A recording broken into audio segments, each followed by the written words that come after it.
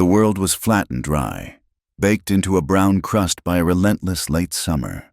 The sky stretched over it all, endless and empty, bleeding crimson along the western edge like a fresh scraped hide. Wind whispered through grass so brittle it snapped under its own weight, carrying the fine alkali dust that coated everything. The dust tasted like minerals and smelled of things long dead. It was a land of bleached bones and vast, aching distances. Clara Monroe rode against that wind. The horse under her was trembling, its breath coming in ragged, wet bursts. It was a fine animal, a dappled gray thoroughbred, but it was not built for this. It was built for a carriage ride, not a desperate flight across the prairie. Its flanks were dark with sweat, lathered white where the harness had been, and its eyes rolled with terror. Clara was not in much better shape. She was wearing the ruins of a wedding dress. The silk, imported from somewhere far away and civilized, was shredded by sagebrush and thorns. The delicate white lace at her cuffs was stained dark with her own blood and the horse's sweat. Her veil, snagged hours ago on a juniper branch, was a tattered flag of surrender she had not yet made. She had ripped the bottom half of the skirt away to free her legs, the sound of tearing fabric like a scream in the silence. She rode hunched, one hand clinging to the saddle horn, the other clutching the reins so tightly her knuckles were white stones. She was fleeing the ranch of Amos Bly. The name tasted like ash in her mouth.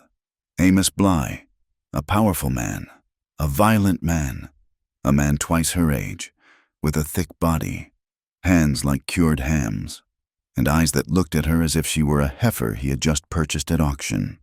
He smelled of cigars and sweat and a faint, sick, sweet odor of whiskey that never left him. Her thoughts drifted, sharp and broken, between the terror ahead and the regret behind. She saw her father's face, not as the strong man who had taught her to ride, but as the broken shell he had become. She saw him standing in the parlor, hat in his hands, while Bly looked over the deed to their small, failed ranch. A debt. It always came down to a debt. "She is a fine-looking girl, Monroe," Bly had said, not looking at her, but at her father. "Sturdy. She will do." The vows had been forced. There was no shotgun, not literally, but the threat was louder than any blast. It was the threat of ruin, of seeing her father jailed for debts he could never repay. She had stood beside Bly at the hurried wedding on his own ranch, the preacher smelling of the same whiskey as the groom, and felt the world close in. It had not felt like a wedding. It had felt like a burial. She had endured the ceremony. She had endured the drunken congratulations of Bly's rough-handed men.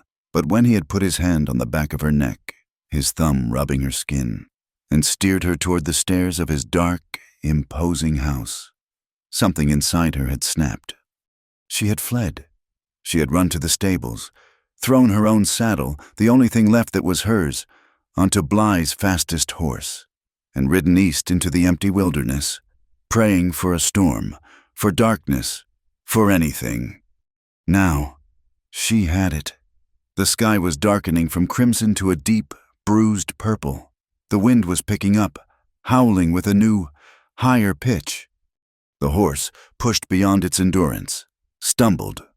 Its front hoof caught in a prairie dog hole hidden by the tall grass. The animal gave a short, terrified scream and pitched forward. Clara was thrown clear, landing hard on the rocky dirt. She rolled, the world a spinning blur of dust and sky. She came to a stop at the edge of a ravine, a deep, dry cut in the earth. Pain, sharp and immediate, flared up her left leg. She looked down. A jagged rock, jutting from the ravine wall, had torn through the ruined silk and the thick cotton stocking beneath. Blood, shockingly dark, welled from a gash just below her knee. She tried to stand, but her leg buckled. The horse was on the ground 10 yards away, its leg broken. It tried to rise, neighing in agony, before collapsing again. Tears, hot and stinging, finally came. They cut clean paths through the dust caked on her face. She was alone. Her horse was crippled. She was bleeding.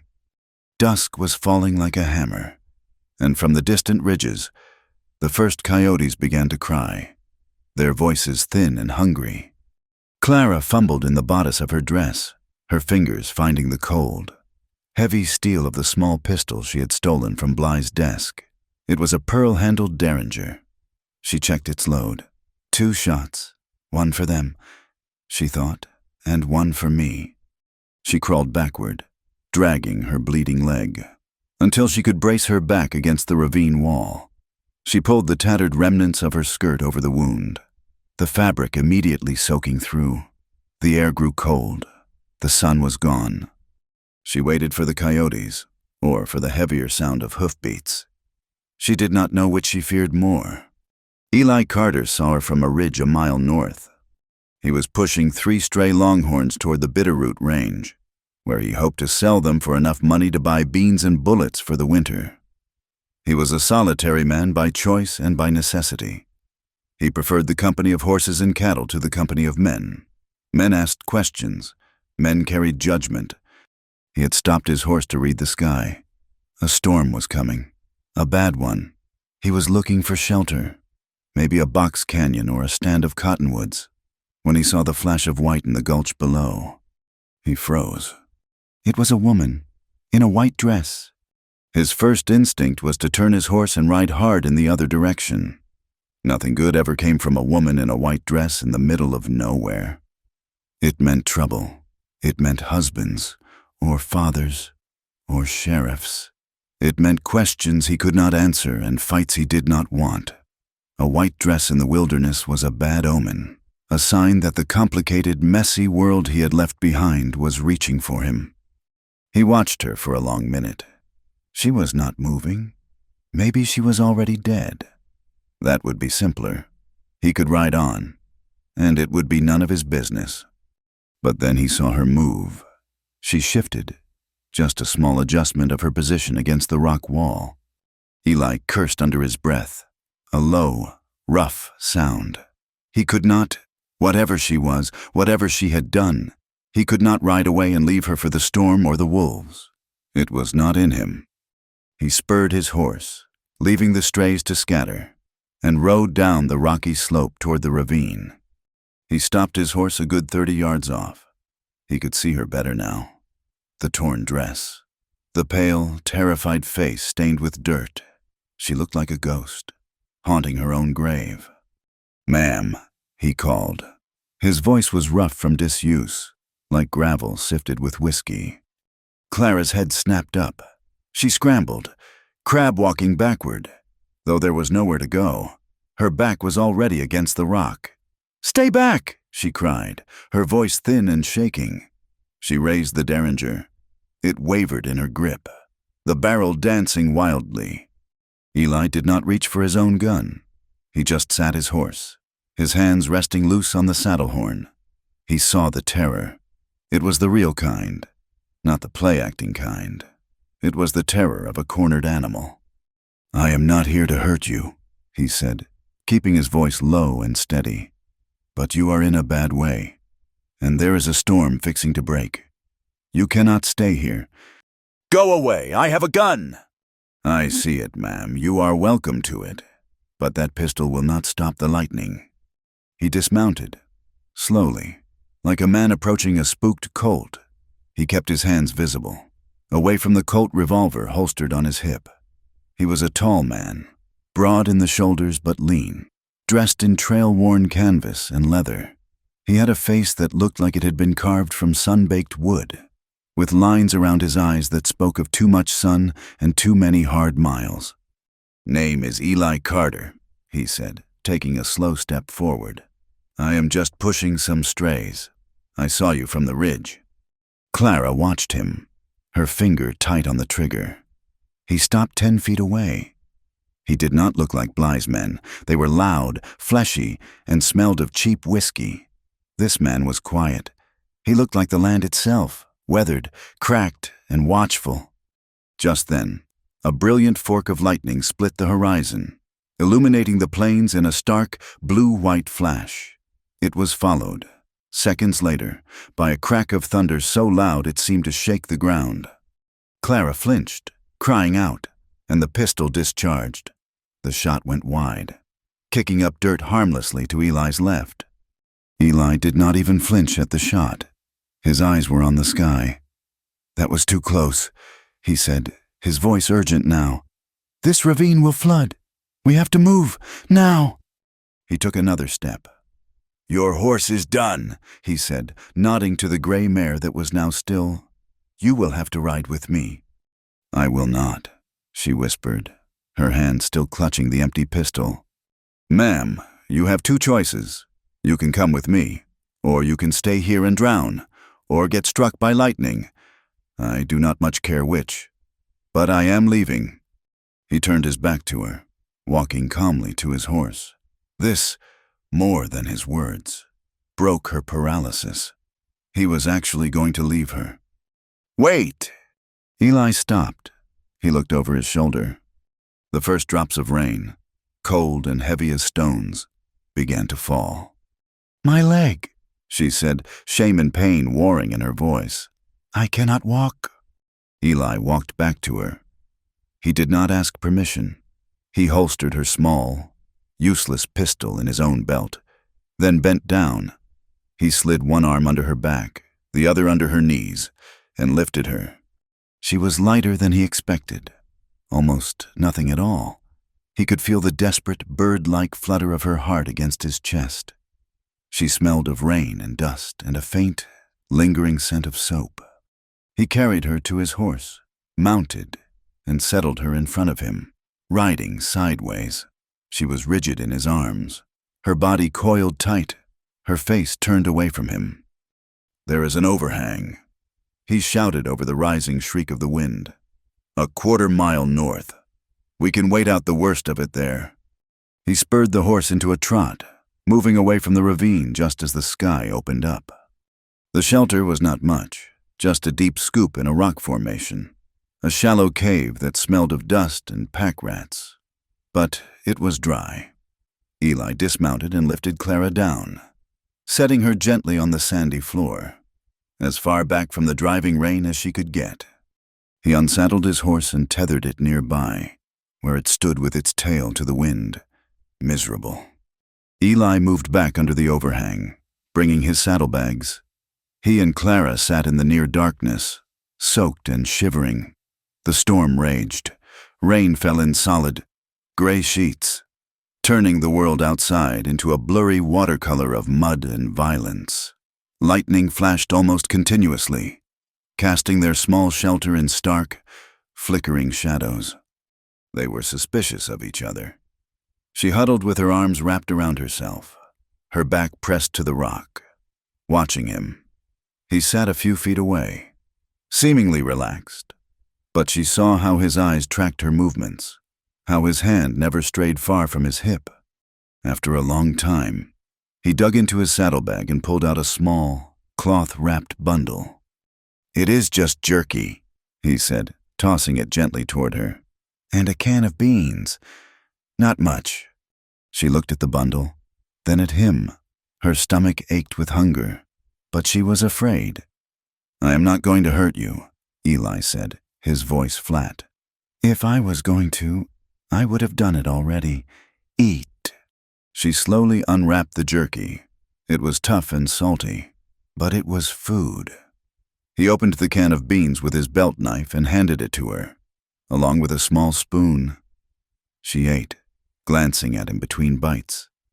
He chewed on his own piece of jerky, staring out at the storm. The silence was thick, broken only by the roar of the wind and the hiss of the rain. "Where were you running from?" he asked finally, his voice quiet, almost swallowed by the storm. Clara tensed. The beans turned to lead in her stomach. She did not want to say the name. Saying it felt like a curse, like summoning a devil in the dark. "A ranch," she whispered. "What ranch?" She looked down at her hands. "Amos Bly's." The name dropped into the small space between them like a heavy stone. Eli stopped chewing. He did not turn his head, but Clara felt the change in him. The air went tight. He stared into the gray sheet of rain, but he was seeing something else. He was seeing Bly's brand, seeing the faces of the men who wore it. He had worked a season for a neighboring outfit 2 years back. He had seen what Bly's riders did to drifters who crossed them. They did not just fist fight. They left men in the sagebrush, unburied. He finally swallowed. Bly, he repeated. It was not a question. It was a judgment. He was my... Your husband, Eli finished. Clara recoiled, as if he had struck her. No, not...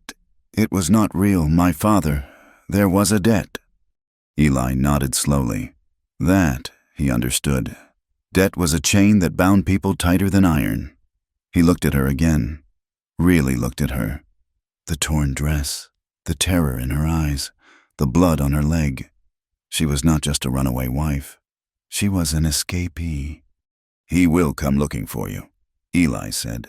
It was a fact, not a guess. Men like Bly do not let their property go. I am not his property, she spat, a sudden fire in her voice. Eli looked at her, a flicker of something, respect, maybe, in his dark eyes. He will not see it that way. The storm raged all night. They did not sleep. They sat in the cold, wet darkness, listening to the thunder crack overhead. The shared can of beans was long empty. The silence between them stretched. But it had changed. It was still heavy with fear, but now there was something else. A strange, raw awareness. They were two fugitives, huddled together against a world that wanted to crush them both. At dawn, the storm passed.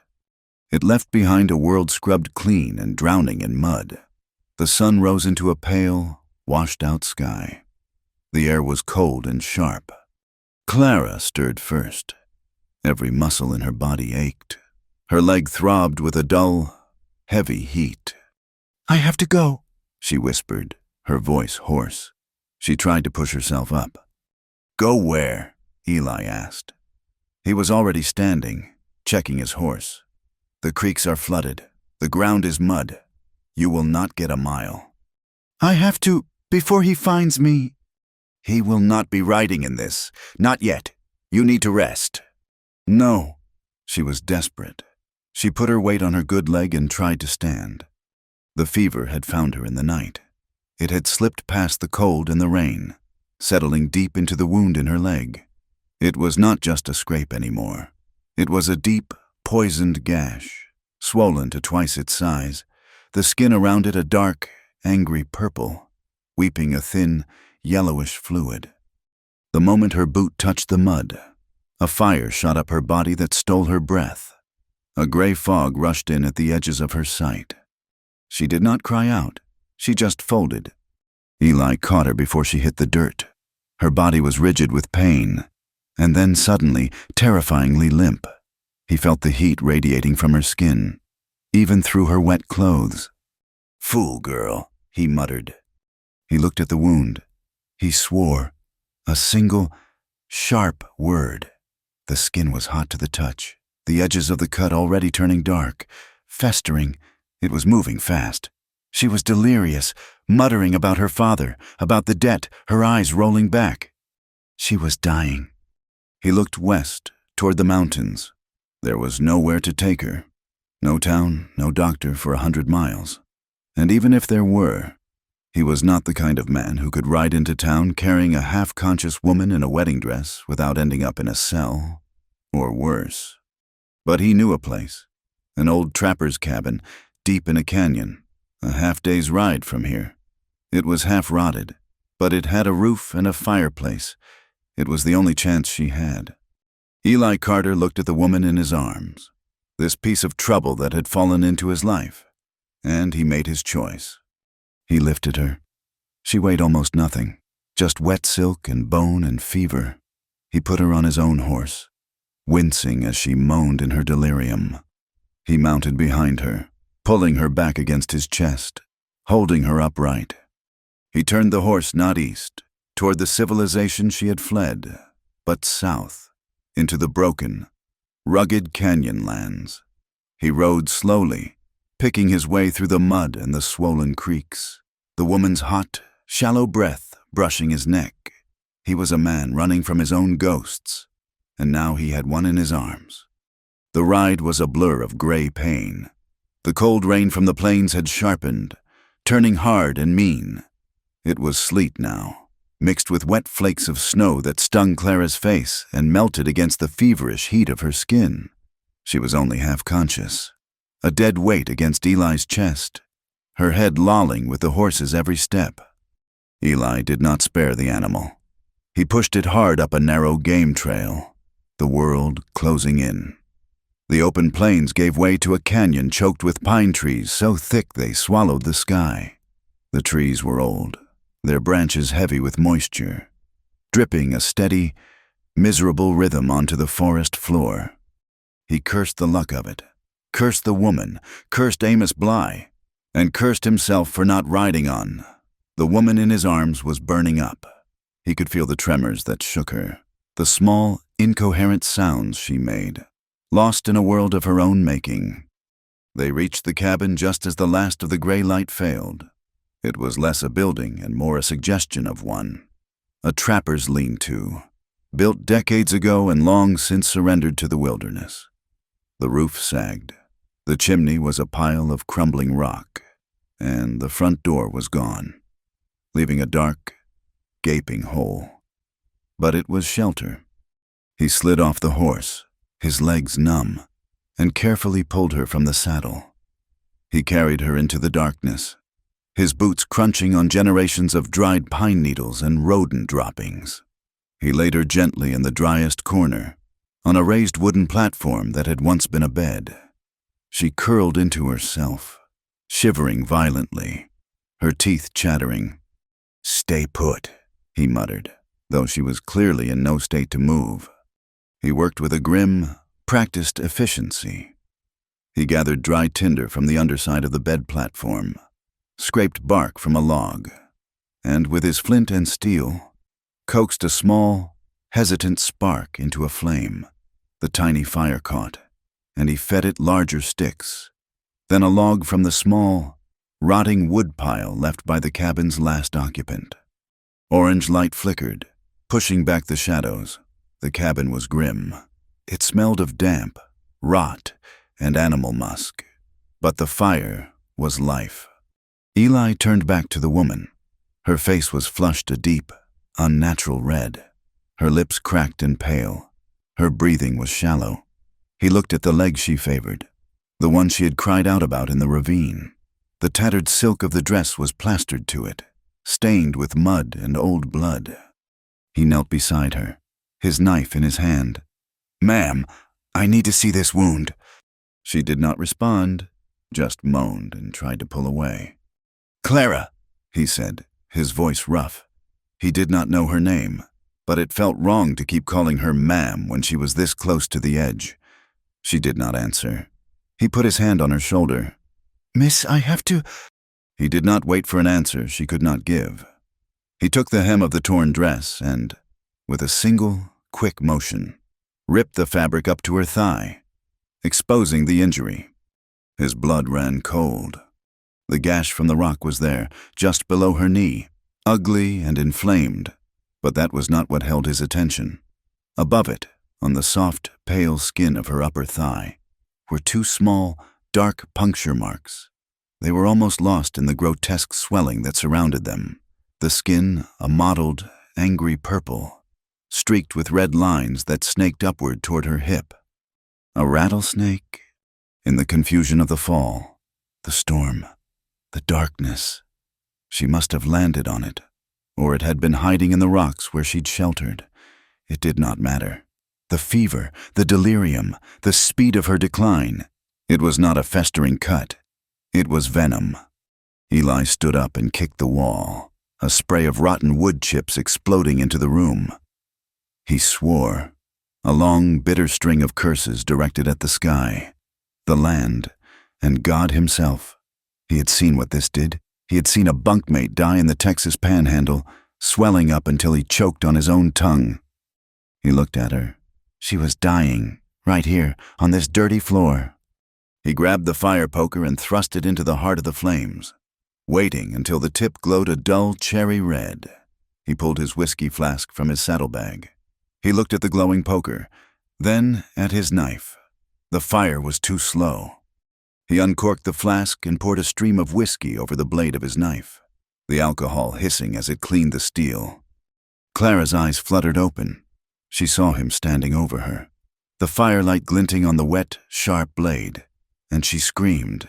It was a thin, watery sound, full of terror.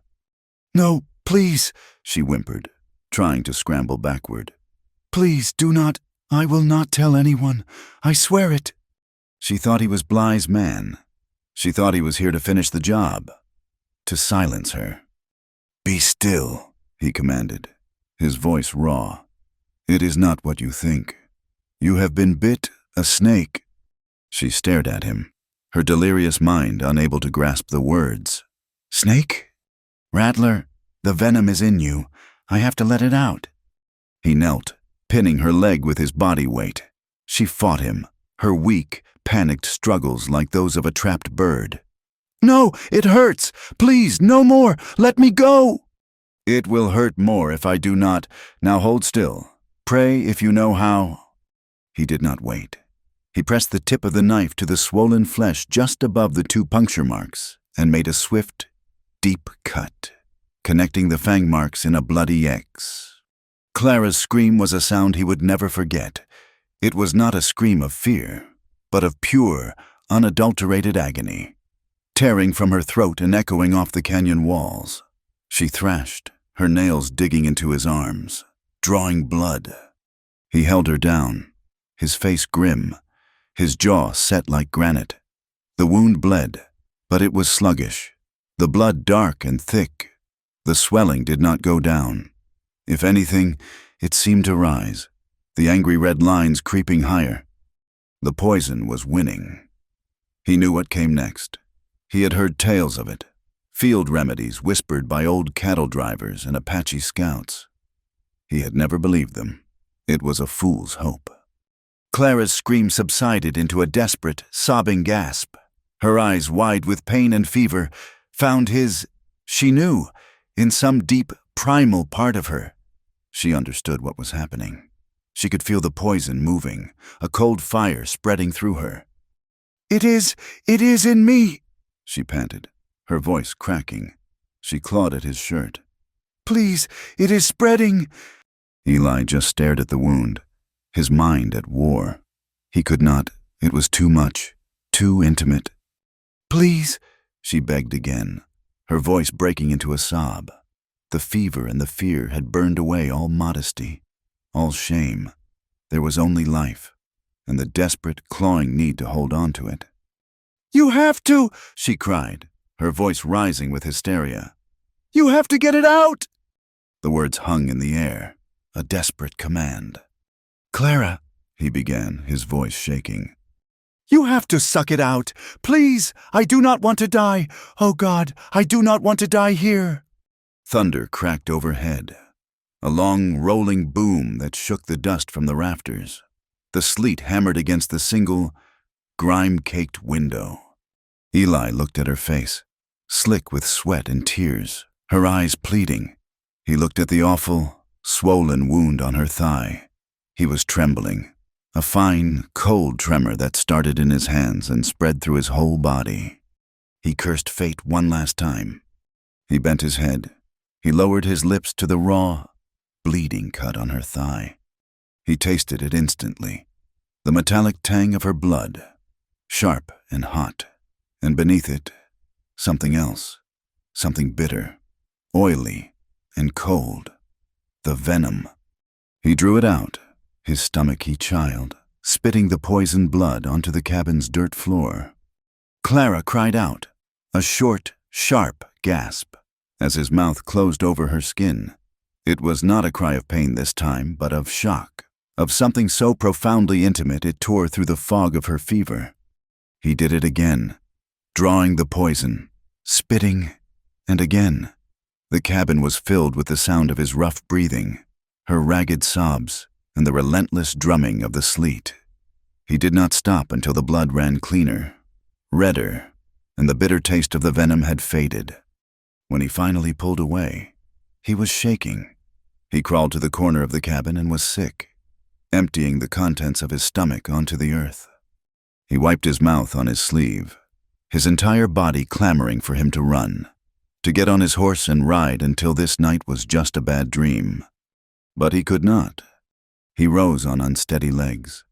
Clara was lying on her back, weeping quietly into her arm, her body trembling with the aftershocks of the ordeal. She was still exposed, the pale skin of her thigh stark against the darkness of the cabin, the bloody wound, a terrible, dark flower. Eli turned away, his face burning with a shame he could not name. He went to his saddlebags and pulled out the rest of the whiskey.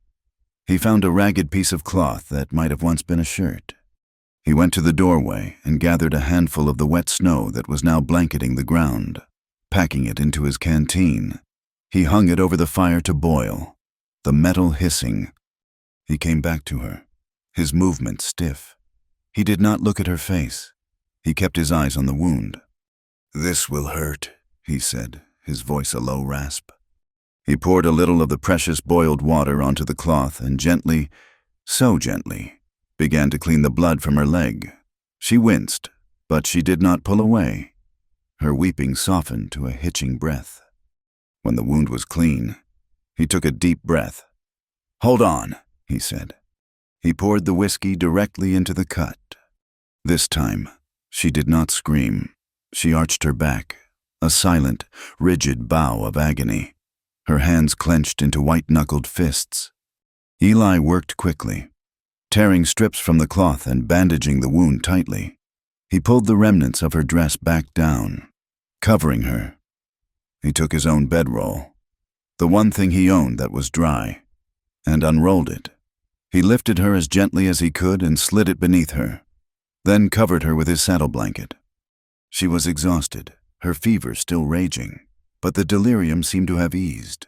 Her eyes were closed. He sat back on his heels, the empty whiskey flask in his hand. The act bound them. It was a secret spoken in blood and pain, a shocking, shameful intimacy that had saved her life. He had tasted her blood. He had held her life in his mouth. He stared into the fire, feeling as though he had just crossed a line from which he could never return. Days passed, or maybe it was just one long gray night that refused to end. The storm settled in, burying the canyon in a foot of wet, heavy snow. The world shrank to the four walls of the rotting cabin. Eli fell into a rhythm. He tended her. He tended the fire. He hunted. He left her side only when he had to, his rifle in hand, disappearing into the white silence. He came back with rabbits, skinny and tough, which he skinned and stewed in his small cookpot with melted snow. He boiled snow for water, holding the canteen cup to her lips, forcing her to drink. He changed her bandage, cleaning the wound with whiskey and boiled water, noting with a grim satisfaction that the swelling was receding, the angry red lines fading. The poison was losing. He sat guard at night. He did not sleep. Not really. He sat in the cabin's single rickety chair, his rifle across his knees, and watched her. He watched her breathe. He listened to the coyotes howling, their voices sounding thin and hungry in the cold. He was guarding her from the wilderness, from the cold, and from the ghosts he was sure would come looking for her. On the third day, her fever broke. He woke from a shallow doze to find her watching him. Her eyes were clear, the fever-bright flush gone, leaving her skin the color of old porcelain. She looked exhausted and terrified, but she was sane. They stared at each other for a long moment in the dim, smoky light of the cabin. "You are awake," he said. It was a stupid thing to say. "My leg," she whispered. Her voice was a dry crackle. "It will heal. The venom is out." Clara's gaze dropped. A deep, painful blush flooded her face as the memory returned. The knife, the pain. His head bowed over her, his mouth. She turned her face to the wall, shame washing over her, hot and suffocating. Eli looked away, Clearing his throat, he got up and ladled some thin broth from the pot into a cup. "You need to eat." He held it out. She pushed herself up on one elbow, her movements weak. Her hand was shaking so badly she could not take the cup. He knelt beside her, his hand steadying hers, and helped her drink. The broth was hot and tasted of wild game and salt. It was the best thing she had ever tasted. They slowly began to talk. It was not easy. The silence was safer, but the cabin was too small for two strangers to live in. He told her his name, Eli Carter. She told him hers, Clara Monroe. They started with small things. Where she came from, a small ranch in the Gallatin Valley. Her father, her mother, who had died years ago. He spoke of his own life in short, clipped sentences. He was from Missouri, originally. Left home when he was 16. He had drifted, cattle drives in Texas, mining in Colorado, trapping in the Wind Rivers. He spoke of ghost towns and long, empty stretches of land. He spoke of his life as if it were a story about someone else. The days passed. The snow held them prisoner. She grew stronger. She was able to sit up, then to stand, leaning on the cabin wall. She mended his torn shirt with a small sewing kit from his saddlebag, her stitches small and neat. He watched her fingers work, fascinated. It had been a long time since he had seen anything gentle. One night, the moon rose full, flooding the snow-covered canyon with a light so bright it was almost like day. It was a cold, pale light, sharp as glass. They sat by the fire, the stew bubbling. The silence had grown comfortable, but it was still full of unasked questions. "Why are you out here, Eli?" she asked, her voice quiet. "You are not just a drifter." He poked the fire, sending a shower of sparks up the chimney. He was quiet for a long time. "I told you I drifted," he said. "You are running," she countered. Soft but sure. "Just like me." He looked at her. Her eyes, in the firelight, were clear and steady. She was not the terrified girl from the ravine anymore. She was something else. Someone else. He sighed, a long breath of smoke and weariness. "I killed a man," he said. Clara did not flinch. She just waited. 2 years ago, in a saloon down near Virginia City, I was just passing through. A man, one of Bly's men, he was drunk. He had a saloon girl cornered. He was hurting her. Eli's hand tightened on the stick he held. She was screaming. No one else moved. They were all afraid of him, afraid of Bly's brand. He stared into the flames. "I told him to let her go. He laughed. He pulled his gun. I was faster." "You shot him?" "I did. He was dead before he hit the floor. The girl ran. The saloon cleared out. I just stood there." He shook his head, the memory fresh. His name was Hap Riley. Turns out he was Bly's foreman.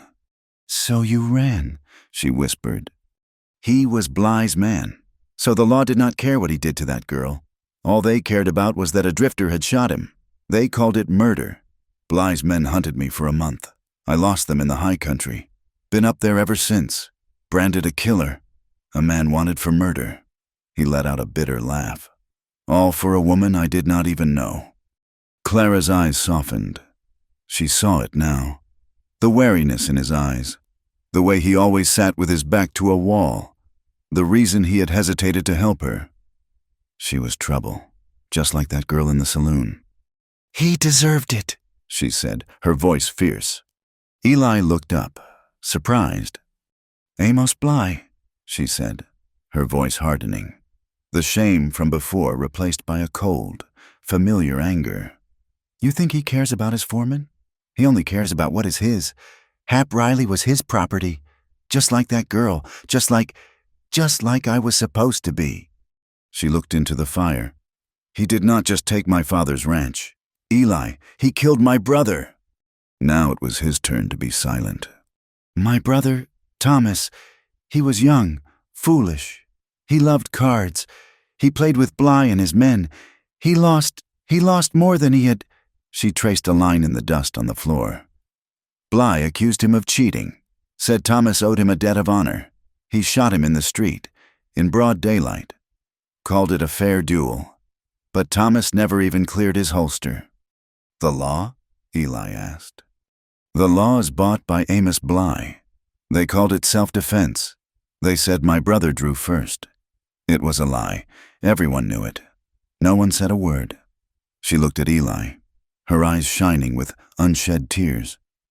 My father broke after that. The ranch failed, and when Bly came to collect the last of the debt, he looked at me, and my father let him. The cabin was silent. The fire crackled. Outside, the winter moon stared down. They were bound by more than just the snake bite. They were bound by the long, dark shadow of Amos Bly. Clara reached out, her hand trembling slightly, and rested it on his arm. His muscles were stone-hard beneath the worn fabric. "You saved my life, Eli?" she whispered. He looked at her hand on his arm. He wanted to cover it with his own. He wanted to pull her close and tell her it would be all right, that he would protect her. But he knew it was a lie. He was a wanted man, and she was a hunted woman. He looked away, his gaze dropping to the fire. He pulled his arm back gently, as if her touch burned him. "I just did not want another ghost on my conscience," he said, his voice gruff. He stood up and went to the doorway, staring out at the frozen, moonlit world. He had saved her from the snake, but he knew, with a certainty that chilled him to the bone, that he could not save her from Amos Bly. That night, Clara slept, a deep, healing sleep, but she dreamed. She was not in the cabin. She was back in the ravine, the storm raging. The snake struck, and the pain was a fire in her blood. She was dying. And then he was there, Eli. He knelt over her, his face grim in the lightning flashes. He lowered his head. She dreamed of the moment, the shock of it, the awful, terrifying intimacy.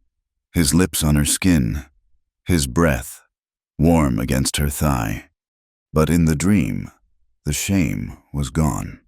The fear was twisted, tangled up with something else, a strange, pulling warmth that had nothing to do with the fever. It was a feeling of rescue, a feeling of a debt that could never be repaid. She dreamed of his hands, calloused and rough, as they cleaned her wound. She dreamed of his eyes as he watched her sleep. She woke in the gray light of dawn, her heart pounding. The cabin was cold. Eli was asleep in the chair, his rifle across his lap, his head slumped against his chest. Clara looked at him, really looked at him. He was not just a drifter.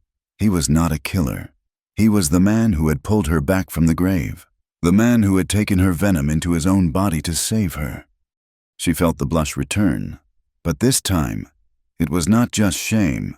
It was something new, something confusing and dangerous. It was desire. The canyon was a world of white and gray. The snow did not stop for a week, and when it finally did, it lay in drifts so deep they swallowed the pines up to their lower branches. The sky remained a solid, bruised lid, threatening more. The cold was a physical thing, a weight that pressed against the cabin walls and seeped through the chinking. They were trapped. The cabin, once a desperate sanctuary, became a cell. The passing of time was marked only by the movement of light from the single window to the door. A slow crawl of gray across the dirt floor. The world outside was silent. Not even the coyotes howled. It was the silence of a world holding its breath. A silence so profound it magnified every small sound inside. The crackle of the fire, the drip of melting snow from the eaves, the sound of their own breathing. Supplies ran low. The small sack of beans Eli had carried was nearly gone. The jerky was a memory. His hunting yielded little. The rabbits were holed up. The deer long gone to lower elevations. He managed to trap 2 scrawny hares, which they boiled into a thin, watery stew that lasted 3 days. After that, it was melted snow and the last handful of parched corn from his saddlebag. Hunger became a dull, constant ache, a third presence in the small room. Clara learned to walk again. At first, it was just a few steps, her hand gripping the rough-hewn wall, her body trembling with weakness.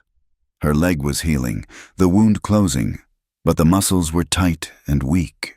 The skin was a mass of puckered, discolored scar tissue. She would never forget the sight of it, or what he had done to save her. Eli watched her. He had given her his coat, a heavy canvas thing lined with worn wool.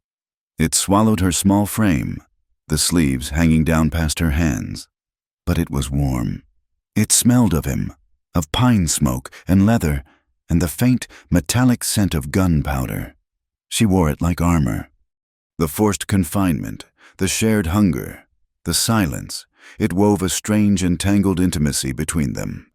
There was no modesty left. He had seen her at her most broken, her most vulnerable. She had seen him tremble. She took to mending his clothes. Her sewing kit was gone with her horse, but Eli had a small tin in his bag with a thick needle and a spool of coarse, black thread. She sat by the fire for hours, her head bent, mending a tear in his canvas shirt. Her stitches were impossibly small and neat. Eli watched her, his hands, which were broad and calloused, resting on his knees. He watched her pale fingers, chapped from the cold, move with a sureness he found mesmerizing. It was a gentle act, a civilized act, in a place that was neither. One evening, she was struggling with her hair. It was matted and tangled from the fever and the days of neglect. She tried to work through it with her fingers, her face tight with frustration, wincing as she pulled. Eli watched her for a long time. Finally, he stood up and walked over to her. "Here," he said, his voice quiet. She tensed, looking up at him, wary.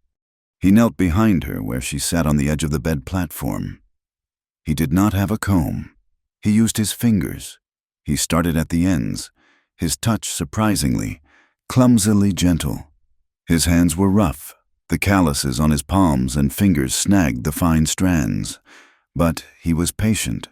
He worked slowly, his breath warm on the back of her neck, undoing one knot at a time, separating the strands, working his way up to her scalp. Clara sat perfectly still, her eyes closed, her body trembling. It was the first gentle touch she had known in so long she could not remember. It was more intimate than the snake bite, more profound than his carrying her.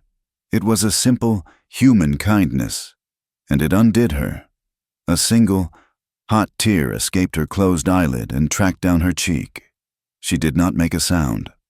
He did not speak. He just kept working, his fingers moving through her hair, until it was all untangled, lying soft and dark over her shoulders. He rested his hands on her shoulders for just a second, a brief, heavy wait, and then he stood and walked back to the fire. The silence that followed was different. It was heavier, charged with things neither of them knew how to say. In those long, quiet hours, their pasts began to surface, rising like ghosts in the smoky air. The pain, buried deep by the need to survive, demanded to be spoken. "You never talk about your people," Clara said one night. The fire was burning low, casting flickering, giant shadows on the walls. Eli stared into the embers. "Not much to tell." "Everyone has people, somewhere." He was quiet for a long time, turning a piece of firewood over in his hands. "I have a mother, or I did, back in Missouri. She has a small farm, raises chickens." "You do not write to her?" He shook his head. "Not in years, not for a long time." "Why?" Eli's face hardened, but it was not anger. It was a deep, settled shame that hollowed out his eyes. "What would I write?" he said, his voice low and bitter. "Dear Mother, I am still drifting. I have no money and no home. The last man I worked for ran me off. The law in Colorado thinks I cheated at cards, and the law in Montana thinks I am a killer. I hope you are well." He tossed the wood into the fire, a burst of sparks hissing upward. "She is a good woman," he said, his voice softer now, almost to himself. She reads her Bible. She believes in things, right and wrong. She raised me to be a good man. He looked at his hands, scarred and dirty. She would not recognize what I have become. It is better to let her think I am dead. It is cleaner. You are not a killer, Eli, Clara whispered. You told me what happened. You saved that girl. It does not matter what I am, he said, looking at her. It matters what I have done. I shot a man, I left him on a saloon floor, and I ran. That is the truth, and it is not a truth you can write home to your mother. Clara watched him, her heart aching. His shame was a wall he built around himself, a wall she could not seem to breach. A few nights later, the wind was howling, a high, mournful sound that rattled the cabin's single window. Clara was shivering, even under the blanket and Eli's heavy coat. The sound of the wind, it seemed to pull the memories from her. I had a child, she said into the darkness. Eli, who had been oiling his rifle by the firelight, went still. His hands stopped moving. He did not look at her. He was a boy, she said, her voice small and tight, as if forcing the words through a closing throat. His name was Samuel. She pulled her knees to her chest, wrapping her arms around them. It was 2 winters ago. My husband, my first husband. He was a good man, a farmer, kind, not like... She did not have to say Bly's name. We were happy, or as happy as folks can be, trying to scratch a living from that land. Her voice broke. She stopped, took a shuddering breath, and went on. The sickness came. The lung fever. It swept through the valley.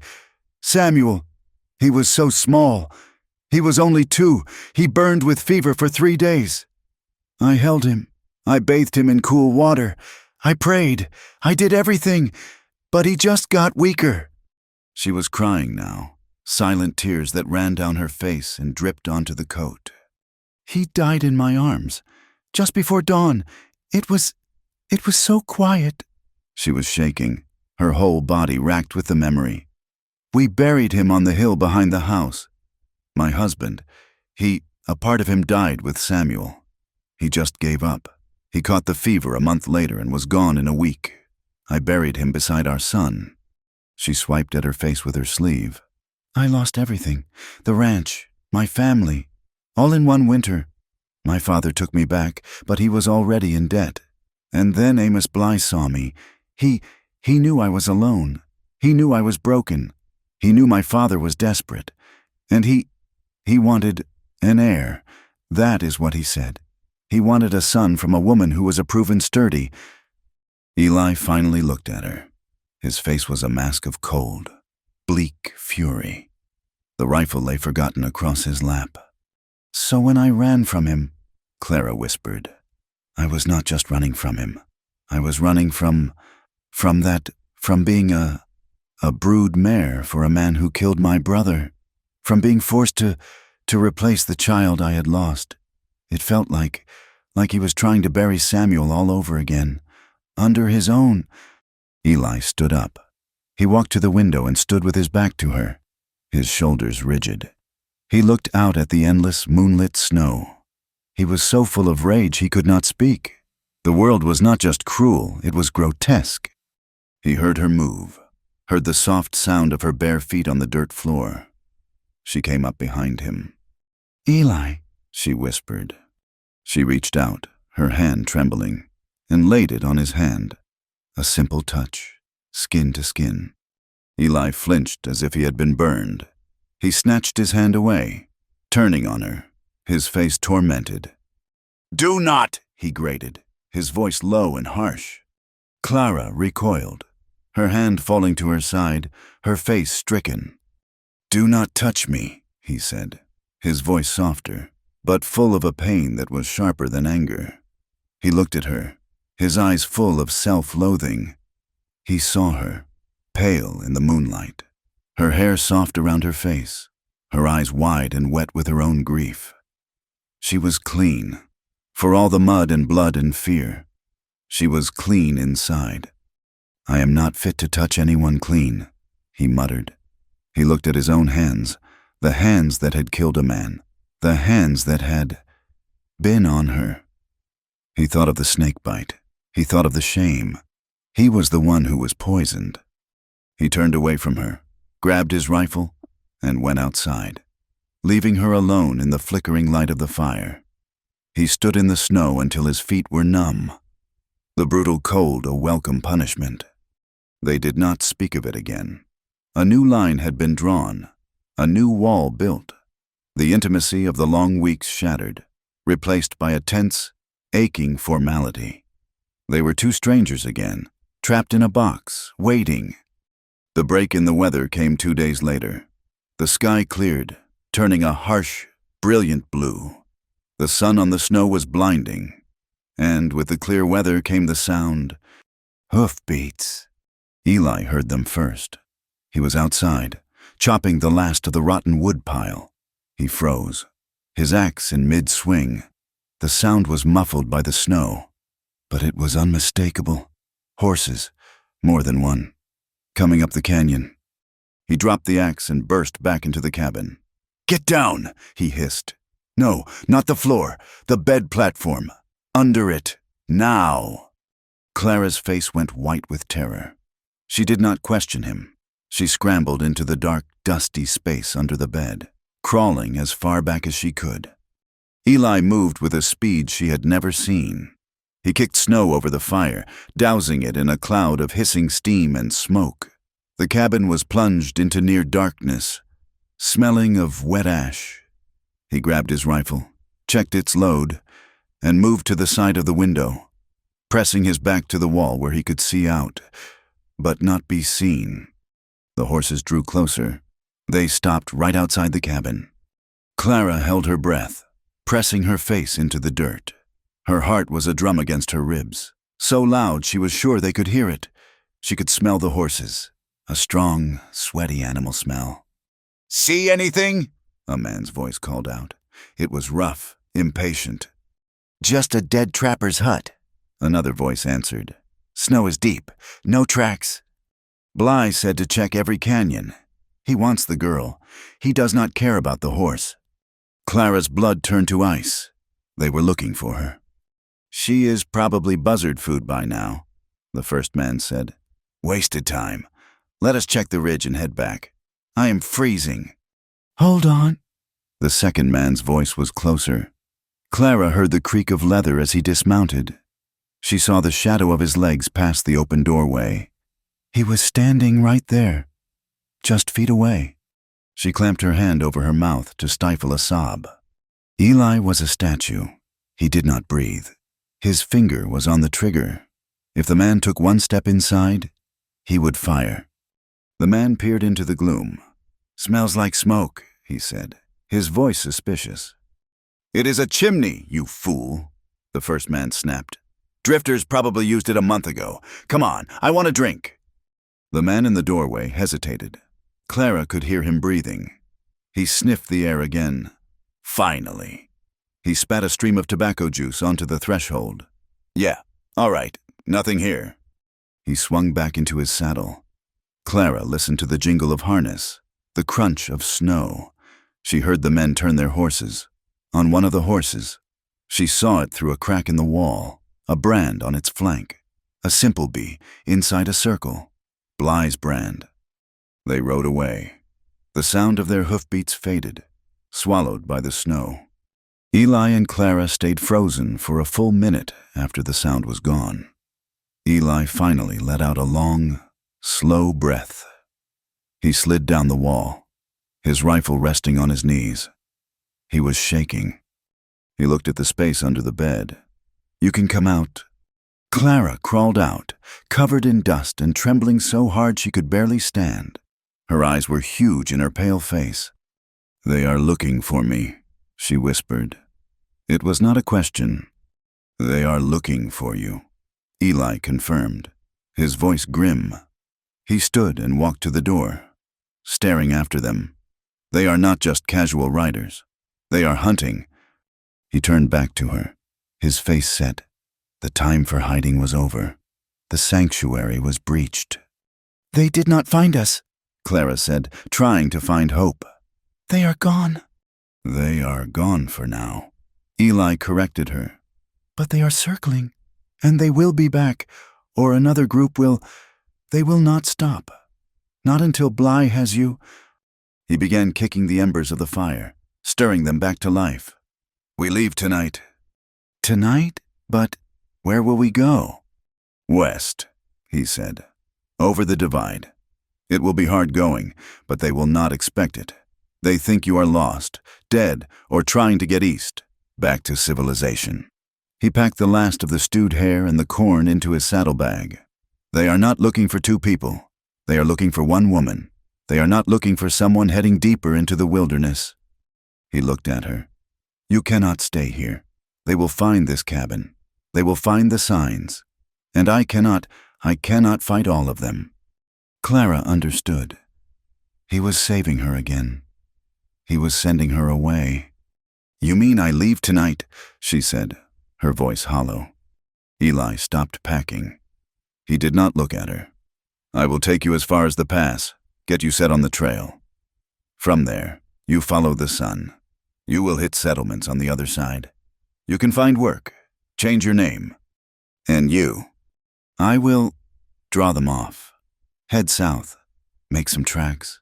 They are looking for me, too. A man wanted for murder and a runaway bride. We are better off apart."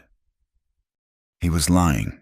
He was going to save her, and he was going to let himself be caught, or at least cornered. He was giving her the only thing he had left to give, a head start. The rest of the day was spent in a blur of silent, desperate preparation. Eli cleaned his rifle and his revolver. Clara restitched a strap on his saddlebag. They did not talk. The air was too thick with the words they could not say. The goodbye was already happening. Night fell. The moon rose, impossibly bright, making the snowfields glow. It was time. Eli saddled his horse, the animal snorting, its breath pluming in the frigid air. He tied his bedroll on the back. Clara stood in the doorway, wearing his coat. She had nothing. No bag, no food, no possessions. Just the ruined wedding dress under his coat, and the life he had saved. "It is time," he said. He would not meet her eyes. He held out his hand to help her onto the horse. She looked at his hand, the hand she had tried to hold, the hand that had held a gun to protect her, and fingers that had gently untangled her hair. He was going to send her away. He was going to let her walk out of his life, believing she was unclean, believing he was unfit, and she could not bear it. She did not take his hand. Instead, she stepped forward, closing the small distance between them. He stood stiffly, confused. "Eli," she whispered. She rose up on her toes, put her trembling hands on his rough, unshaven cheeks, and kissed him. It was not a passionate kiss. It was soft. It was trembling. It was as cold as the air, and as desperate as a prayer. It tasted of salt, and wood smoke, and fear. It was a kiss that said everything they had not said for weeks. "Thank you. I see you. Do not leave me." Eli froze. For a second, he was rigid, his body a block of ice. Then, with a low groan that sounded like it was torn from his soul, his walls shattered. His arms came around her, crushing her to him. He kissed her back, and this kiss was not soft. It was rough and hungry, and full of all the fear and longing and pain of the last weeks. It was the kiss of a man starving, of a man drowning. He lifted her off her feet, his mouth dev request, her hands clinging to his shoulders as if she, too, were drowning. He broke the kiss, his forehead resting against hers, his breathing ragged. "Clara," he whispered, her name an agony. "Do not send me away," she pleaded, her voice muffled against his coat. "I am done running alone. If I go, you go. If you stay, I stay. I will not, I cannot, be alone again." He looked at her, his eyes dark with a terrible, consuming fire. He saw his own loneliness mirrored in her face. He saw the woman who had faced death, who had confessed her deepest grief. She was not clean, neither of them was. They were both scarred, both fugitives, both broken, and in that, they were the same. He did not speak. He lowered his head and kissed her again. A long, slow kiss that was a promise and a surrender. He lifted her in his arms and carried her back inside the cabin, kicking the door shut against the cold, bright, unforgiving moon. They came together in the silence, on the rough wool of his bedroll, by the dying orange light of the fire. It was not an act of passion, but of desperation. It was an act of raw, human need. It was two people, lost in a wilderness, clinging to the only other solid thing in the world.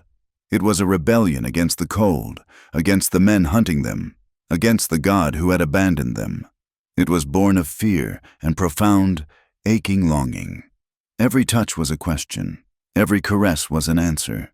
It was a desperate attempt to carve out one moment of warmth, one night of peace, in a life that promised neither. Outside, the snow fell soundlessly from the clear sky, a fine, glittering dust, settling over the graves of buffalo, covering the tracks of the men who had passed, burying the world in a beautiful, terrible silence. When dawn came, it was pale and sharp. The air was so cold it hurt to breathe. Eli built up the fire one last time. They ate the last of the food, sharing the cold, greasy meat, their eyes meeting over the flames. They did not speak of the night before. There were no words for it. It was a secret that now lived between them, as real and as binding as the scar on her leg. Eli packed the last of their things. He gave her his heavier gloves. "We will leave tracks," she said, her voice flat. "We will," he said. "We just have to ride faster than they do." He helped her onto the horse, and this time she took his hand. He swung up behind her, settling her back against his chest. He wrapped one arm around her waist, holding her tight. He took one last look at the cabin, the small, rotten shelter that had been their world, that had seen her fever, her grief, and her surrender. Then he spurred the horse. They moved out of the canyon, not east, not south, but west. They climbed toward the high, frozen peaks of the divide, leaving a single, clear set of tracks in the new snow, like a scar on the face of the white, empty world. The journey west was a new kind of cruelty. They had escaped the canyon, but the high plains offered no shelter, only exposure. The wind blew without pause, a constant, whining force that did not howl, but sliced. It found every gap in their clothing, stinging their skin raw and driving the cold deep into their bones. They had one horse, Eli's mount, a sturdy bay roan, was taxed to its limit. They took turns walking, leading the horse to spare its back, but the snow was deep, and progress was agonizingly slow. Clara's limp, which had been fading, returned with a vengeance, the cold settling into the scarred tissue of her thigh. More often, they rode together. Eli would sit in the saddle, and Clara would be settled in front of him, her back pressed against his chest, his arms around her to hold the reins. It was a necessary, practical intimacy that was both a comfort and a torment. It was the only warmth they had. His breath would stir her hair, and she would lean her head back against his shoulder, her small body a fragile shield against the wind. In those moments, he felt a surge of fierce, protective tenderness that terrified him. They did not talk much. The wind stole their words. Their world shrank to the horse's straining neck, the blinding white of the snow, and the gray, bruised sky. At night, they slept in whatever shelter they could find, the collapsed ruin of a sod house, the lee side of a rocky bluff, or, if they were lucky, an abandoned barn, its roof full of holes that let the stars look in. They would build a small fire, usually of dried buffalo chips gleaned from the snow, the smoke pungent and thin. They would huddle together, sharing Eli's single bedroll, his arms around her, their bodies coiled tight against the cold. They lay like that for hours, listening to the horse shifting nearby, the wind scraping at the broken walls. It was in these silences that the act in the cabin lived between them. It was a memory that burned brighter than their small fires, a secret that had no name, a thing that had bound them more surely than any vow. The land was empty, but it was not dead. It was watchful, and it was testing her. One afternoon, they were making camp in a shallow ravine, the first place they had found shelter from the wind in 2 days. Eli was checking the horse's hooves. Clara was gathering brittle sagebrush stems for a fire. She heard it first, a dry, papery rattle, like seeds in a dead gourd. She froze. The sound was coming from a patch of rocks near where she stood. Eli heard it and looked up, his hand dropping to the butt of his revolver. "Clara, do not move!" He saw it, a prairie rattler, coiled in the pale winter sun, its color a perfect match for the dusty rock. It was sluggish from the cold, but awake, and it was between them. Eli began to circle, his steps slow, his eyes locked on the snake. "Easy, just back away, slow!" Clara looked at the snake. She remembered the fire in her leg, the agony, the dark, spreading poison. She remembered the fever. She remembered Eli's mouth on her thigh. The girl who had fled Bly's ranch would have screamed. She would have fainted. She would have run. Clara did none of those things. A cold, clear calm settled over her. She did not back away. She took 2 steps to her left, toward the horse. Eli's rifle was still in its scabbard. She did not look at it. She looked at the ground. Her eyes found a rock, the size of a loaf of bread, its edge jagged. "Clara, what are you doing?" Eli hissed, his gun halfway out of its holster. She did not answer. She bent, scooped up the rock, and in one fluid, desperate motion, she lunged and brought it down on the snake's head. There was a wet, heavy thud. She struck it again, and again, her breath coming in short, sharp gasps, her arm rising and falling until the coiled body was a broken, pulped mass. Silence. She stood over it, her chest heaving, the heavy rock still in her hand. Then she let it drop. Eli was staring at her, his revolver in his hand, his mouth slightly open. Clara looked at the dead snake. Then she looked at Eli. "We are low on food," she said, her voice flat. She walked to the horse, unstrapped Eli's saddlebag, and took out his skinning knife, the same knife he had used to cut her. She knelt beside the ruined snake and, with hands that did not shake, she began the practical, bloody work of skinning it for its meat. Eli watched her, and his world tilted. He had seen men kill snakes. He had done it a dozen times himself. But watching her, in her ruined clothes and his oversized coat, her face streaked with dirt and grim determination, he felt a powerful, conflicting wave of emotions. He was proud. He had never seen anything braver. The helpless bride was gone, burned away by fever and fear. In her place was this woman, this survivor, this woman of iron and ice. But beneath the pride was a cold, deep fear. He had done this to her. He had taken her from her world, a world of parlors and debt. Yes, but a world where she did not have to kill her own food with a rock. He had dragged her into his life, a life of dirt and running and violence. He saw her transformation not as a victory, but as a corruption, his corruption. He felt a familiar, bitter wave of unworthiness.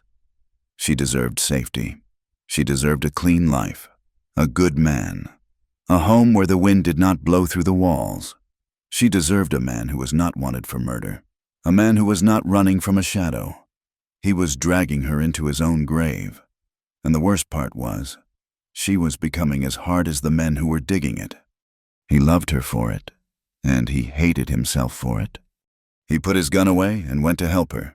They cooked the meat over the sagebrush fire, and it was tough and stringy, but it was food. They ate in silence, the unspoken event hanging between them. They pushed west for another week, living on the snake meat and a handful of dried berries Eli found. The horse was failing. They were walking more than riding. They were at the edge of their endurance when they saw it. It was not a town. It was a settlement, a raw, new scrape on the face of the wilderness. A dozen false-fronted buildings, a wide street of ankle-deep mud, a livery, and a general store with a telegraph line humming from its roof.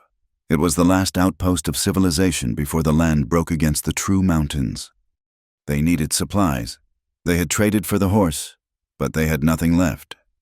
Eli had a few small pelts he had trapped on the journey. Beaver and muskrat. It was not much. They rode into the settlement, and the world stopped to watch. The few people on the street, a blacksmith, 2 muddy trappers, a woman in a heavy apron, all turned. They saw a single, exhausted horse carrying 2 people. They saw a man, gaunt and unshaven, his eyes hard and watchful, a revolver heavy on his hip. And they saw a woman, half hidden in his coat, her face pale with exhaustion, her hair wild. They saw their closeness, the way he held her, the way she leaned against him. Eli helped her down, his hand lingering on her waist for a moment to steady her. She stumbled, and he caught her. It was a simple, necessary gesture, but in the eyes of the town, it was a confession. The whispers started before they had even tied the horse. Look at that, riding double. His coat she is wearing. She looks rough, hard-bitten. Clara felt their eyes like insects. She pulled the coat tighter, instinctively reaching for her left hand. The wedding ring was still there. She had never taken it off. It was thick, gold, and heavy. Bly's brand. The blacksmith looked at the ring, then at Eli's rough face, then back at the ring. He spat into the mud. "We need supplies," Eli said, his voice low, ignoring the stairs. He helped Clara onto the wooden boardwalk, out of the mud. "Wait here. Keep your face down." He took his meager bundle of pelts and went into the general store. Clara leaned against the wall, trying to make herself small. She felt exposed, judged. These people, these civilized people, their eyes were crueler than the wind. They saw a woman, and they saw a story they had already written. A man stepped out of the store. He was tall, dressed in a clean black coat, his face scrubbed and earnest. A preacher. He saw Clara huddled against the wall, and his expression softened with professional concern. "Good day, ma'am," he said, his voice kind. "You look weary from the road. May I offer you some assistance?" Clara looked up, startled. "No, thank you. Reverend, I am just waiting for my husband."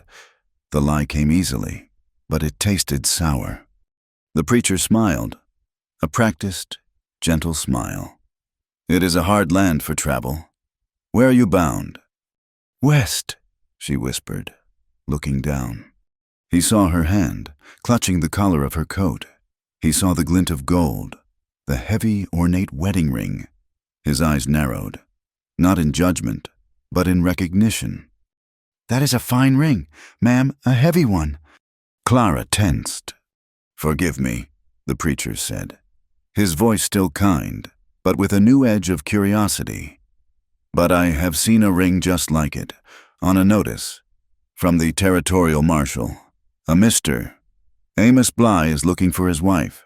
He is offering a very large reward. He is worried sick for her safety." Clara's blood ran cold. She felt the boardwalk tilt beneath her feet. He knew. "His wife's name is Clara," the preacher said softly. "She was lost in the storm. Mrs. Bly?" Clara could not breathe.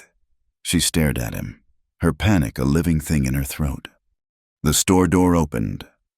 Eli stepped out, his face dark as a thunderhead. He had a small sack of flour and some salt. He had seen the entire exchange through the window. He had seen the preacher's eyes light with recognition. He did not hesitate. He dropped the sack, grabbed Clara's arm, and hauled her off the boardwalk. "Get on the horse." "Eli, he knows." "I know." He threw her into the saddle, his movements rough with fear. As he grabbed the reins, he looked back. The preacher was not trying to stop them. He was hurrying, his black coattails flying, toward the other side of the street, toward the general store, toward the telegraph office. Eli mounted behind Clara, his arm locking around her waist like a steel band. He kicked the horse into a desperate, slipping run, spraying mud over the boardwalks. They galloped out of the settlement, back into the wilderness they had just left. They did not stop for 2 miles. Eli pushed the horse until its breath was a wet saw in the cold air. He finally pulled it to a stop behind a ridge, the animal trembling, its head hanging. "He will have sent the wire by now," Eli said, his voice ragged. "Bly will know. He will know we are here. He will know we are heading west." He was furious. Not at her, but at the world. At the wire that could travel faster than a horse. At the long, grasping arm of Amos Bly. "We have to go north," he said, his mind racing. "Now, we cut north, toward Canada. It is our only chance. We can lose them in the mountains. We have to—" He was already turning the horse. "No." The word was so quiet. He almost did not hear it. "What? No," Clara said again. Louder. She was not looking at him. She was looking back at the settlement, a tiny, ugly scar in the distance. "Clara, this is not a discussion. He will have men here by tomorrow. Maybe sooner. He will wire every town from here to the coast. We run or we hang. It is that simple." She turned in the saddle, twisting to face him. Her face was not the face of the girl in the ravine. It was not the face of the woman by the snake. It was a new face, one he had never seen. It was calm. It was hard. And it was full of a terrible, quiet certainty. "I am done running," she said. "That is fool talk. You are tired. You are not thinking—" "I have never thought more clearly in my life," she said, her voice shaking, but not with fear, with anger. "Running is not living, Eli. It is just waiting to be caught in a new place. I have been running my whole life. I ran from my father's shame. I ran from the memory of my son. I ran from Bly's house. I ran from those men in the canyon." She put her hand on his chest. "I will not run to Canada. I will not spend the rest of my life looking over my shoulder, waiting for the sound of hoofbeats, waiting for a kind man to see my ring and send a wire. I will not live as a ghost." He stared at her, stunned. "Clara, what are you saying? He will kill you. He will kill us both." "He will hunt us until we are dead anyway," she whispered. "Do you not see? It does not matter if we go to Canada or to California. That wire will follow us. His money will follow us. His name will hang over us forever." "Then what?" he demanded, his voice desperate. "What do we do?" "We stop running," she said. "We turn around. We end this. We go back." He thought she was mad. "Go back? To Bly's ranch? That is suicide. He has 20 men. We have 1 horse and half a box of cartridges." "It is all that is left," she said. Her eyes were burning into his. "Think of it, Eli, the chain, my father's debt, my brother's death, your name, branded as a killer for shooting his man. It is all one chain, and it all leads back to him. We can run from it, and it will drag behind us until it chokes us. Or we can break it." He looked at her, and he saw the terrible, beautiful strength he had feared. She was right. He had been running for 2 years. He had been running since he left Missouri. He was tired. He was so very tired of running. She was offering him an ending. A bloody one. A hopeless one. But an ending. A chance to stop being the hunted. A chance to be the hunter. He looked at the setting sun, bleeding red over the mountains to the west, the direction of escape. Then he looked east, back toward the darkness they had fled. He pulled the horse's head around, turning it east. They could not stay in the open. They rode back, skirting the settlement, moving under the cover of dusk. They found shelter in a small, collapsing barn on a long-abandoned homestead. Miles from the town.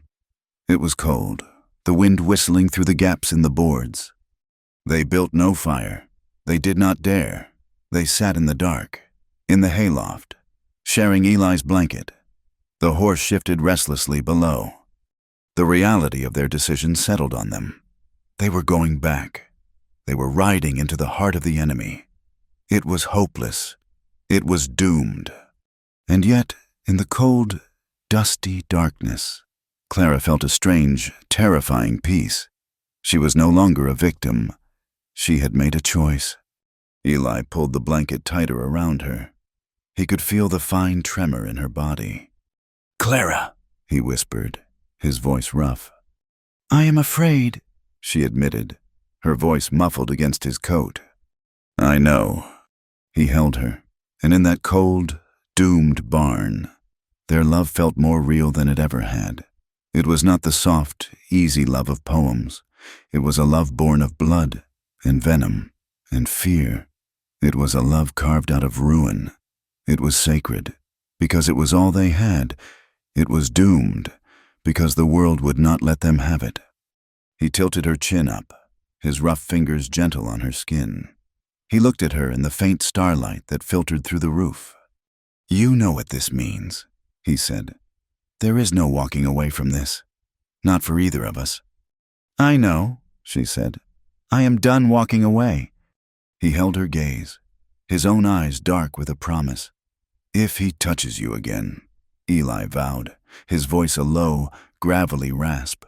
"If that man lays one hand on your arm, I will bury him myself. I swear it." Clara looked at him, at this man who had saved her. This man she was now leading to his death. She felt no regret, only a fierce, burning loyalty. She leaned forward and kissed the back of his hand, the one that rested on his rifle. She kissed the old scar on his knuckle, a white line from a long-ago fight. "Then we both burn," she whispered. It was not a curse, it was a vow. They rode east for 2 days, back into the land that had tried to kill them. The decision had settled over them, a heavy, cold blanket of certainty. There was no more talk of running. There was no more talk of Canada. There was only the steady, grim rhythm of the horses' hooves, carrying them back to the source of their pain. The journey was a waking funeral. They were tired beyond the telling of it. The single horse, gaunt and weary, stumbled on the familiar, harsh terrain.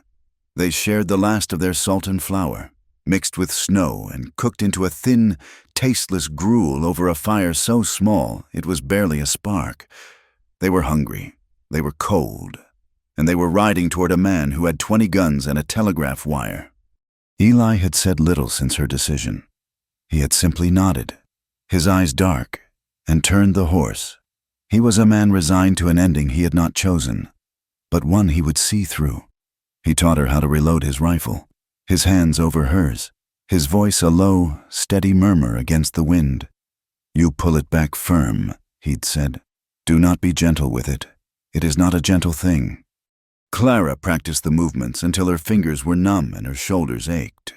She was no longer the woman from the ravine.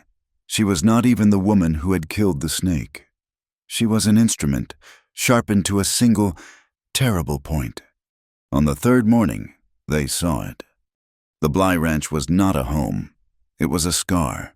It sprawled across the valley floor, a collection of dark, heavy buildings, the massive main house, the long bunkhouse, the fortress-like barns. The land around it was blackened.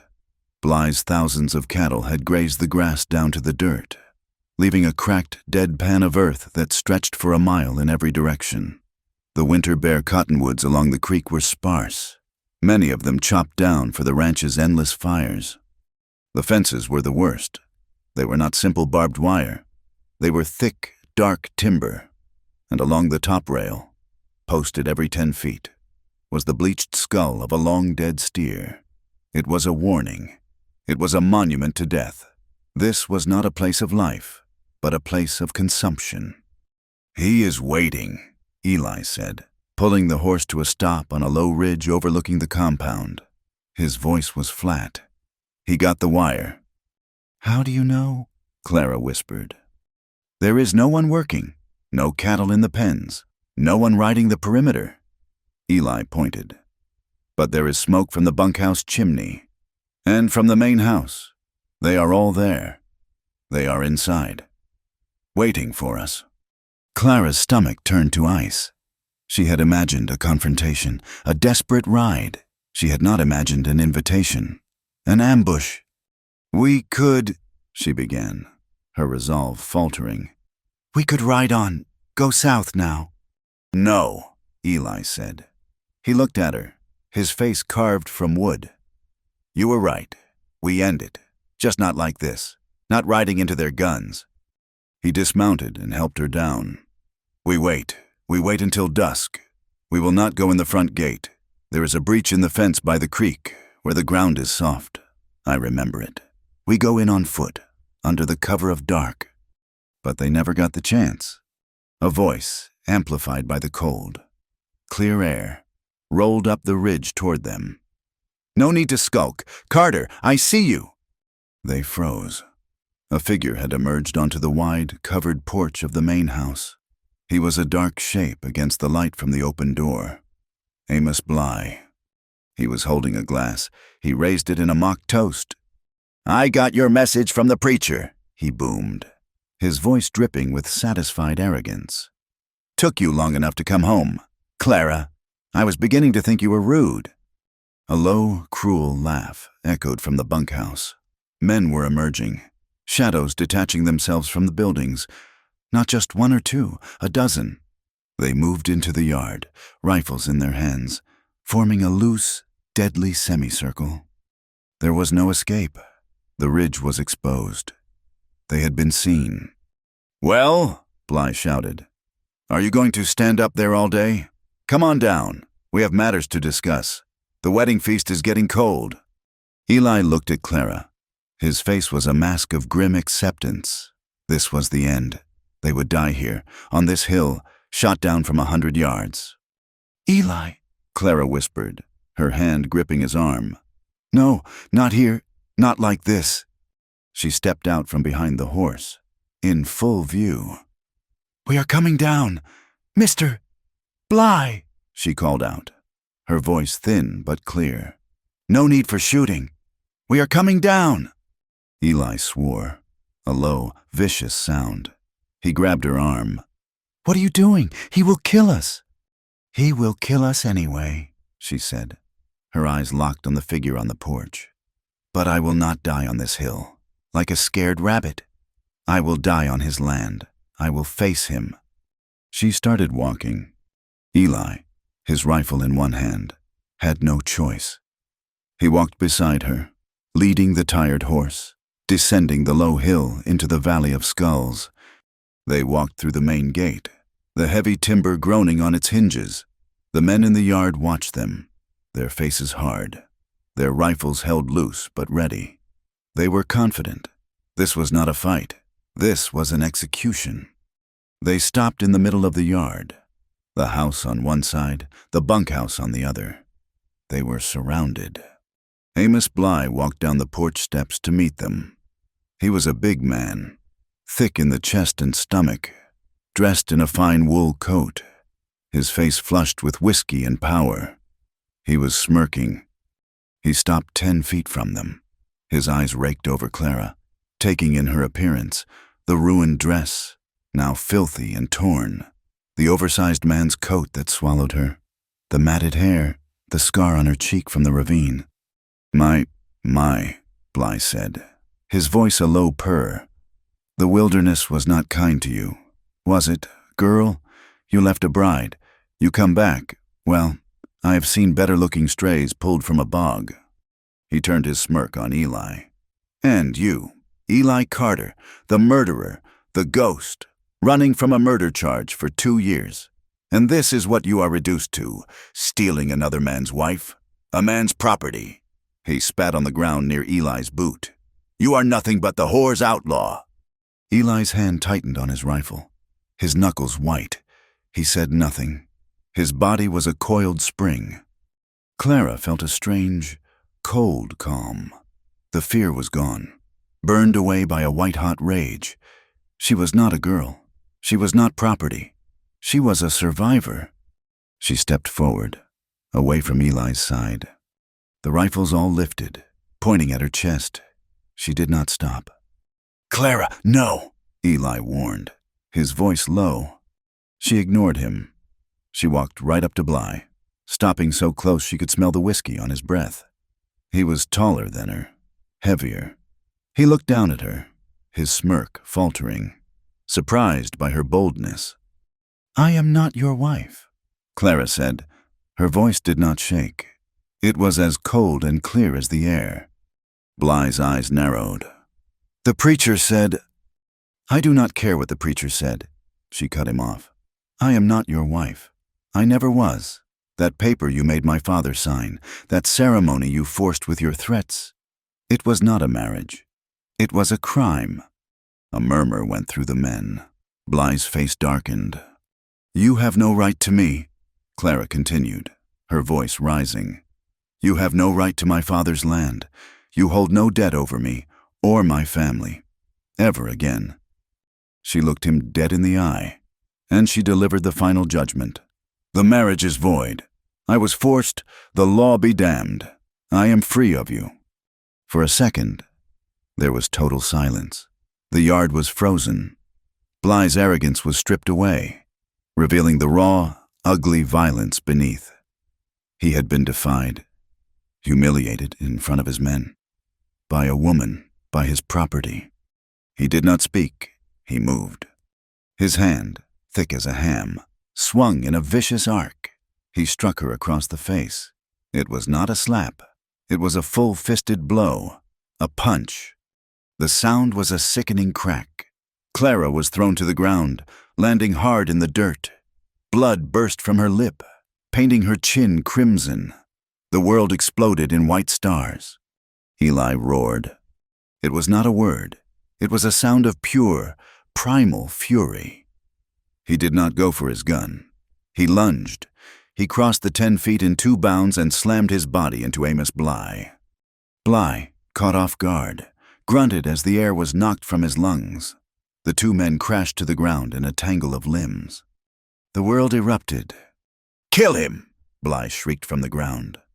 The men in the yard opened fire, but they were not aiming at Eli.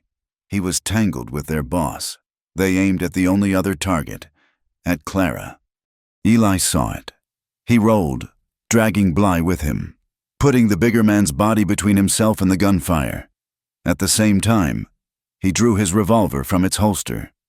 A bullet tore through the sleeve of his coat. Another kicked up dirt by Clara's head. "Clara, the horse! Get the rifle!" Eli shouted. He fired his revolver from the ground. The shot aimed at the nearest man. The man grunted, clutching his stomach, and fell. Smoke filled the yard. It was chaos. Men were shouting. Guns were booming. Clara scrambled on her hands and knees, her head ringing, the taste of blood in her mouth. She crawled toward their horse, which was rearing in terror. Eli got to one knee, shoving Bly away from him. He fired again. Another man, who had been drawing a bead on Clara, spun around and dropped his gun. 2 men down. A third man, on the bunkhouse porch, took careful aim. Eli was exposed. The shot cracked. Eli cried out, a sharp, choked sound. The bullet struck him high in the left shoulder. The force of it spun him half around, knocking him back to the dirt. His revolver clattered on the hard-packed earth, inches from his outstretched hand. Clara screamed his name. She reached the horse, grabbed the rifle from its scabbard, and turned. She saw Eli on the ground, his arm bloody, trying to reach for his gun. She saw Amos Bly scrambling to his feet, his face purple with rage, his fine coat covered in mud.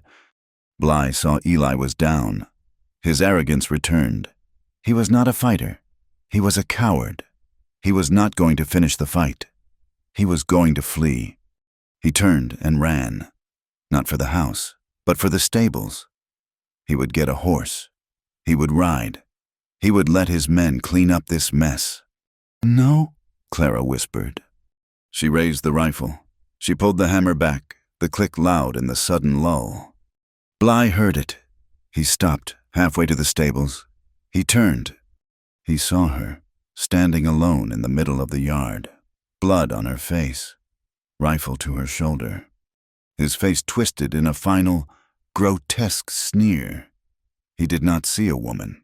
He saw a broken toy that was misbehaving. You spoiled filth, he bellowed, taking a step toward her. You are mine. I will. Clara pulled the trigger. The rifle kicked, slamming the stock back into her shoulder. A pain she barely felt. The shot was deafening. It echoed off the house, off the barns, and rolled across the silent, blackened hills. Amos Bly stopped.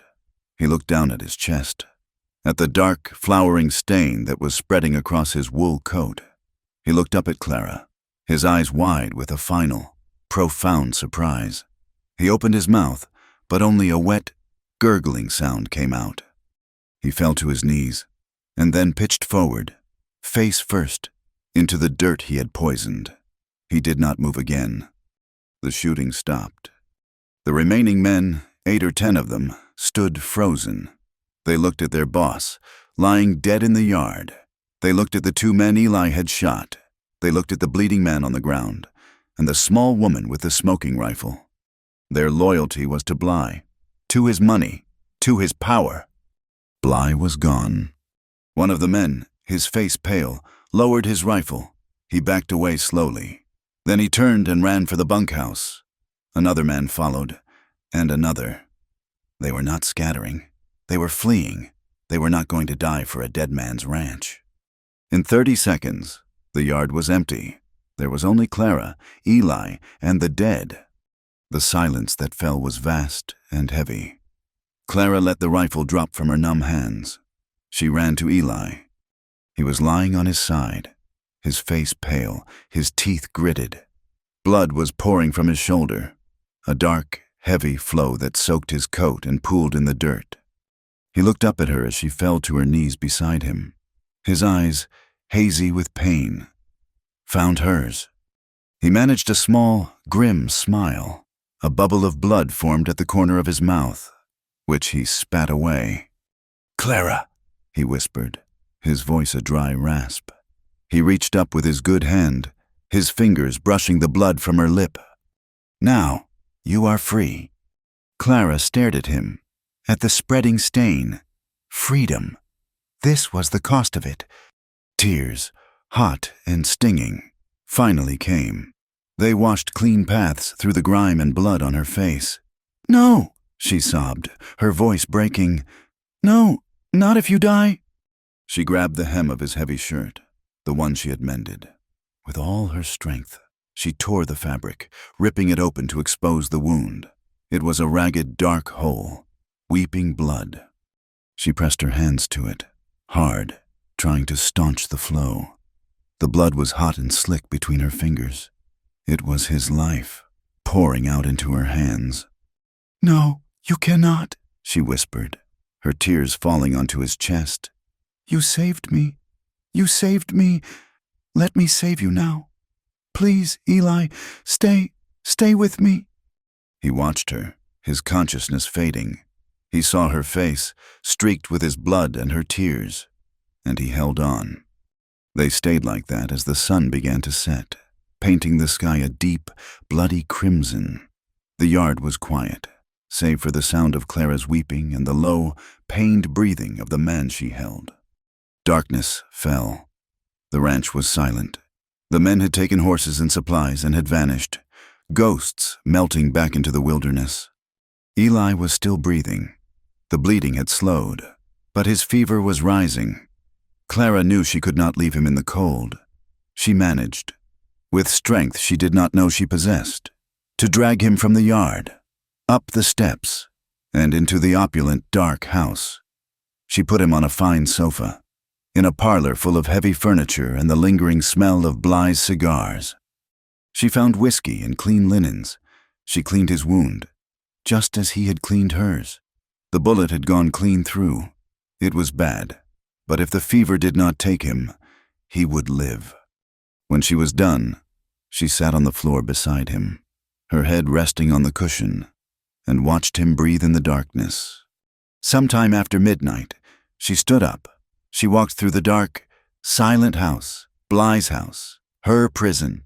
She saw the room she was to have slept in, the fine bed, the heavy curtains. She went back downstairs. She found the lamps. She found the kerosene. She started in the parlor and worked her way out. She doused the heavy curtains, the thick rugs, the fine, polished table where Bly had signed her father's ruin.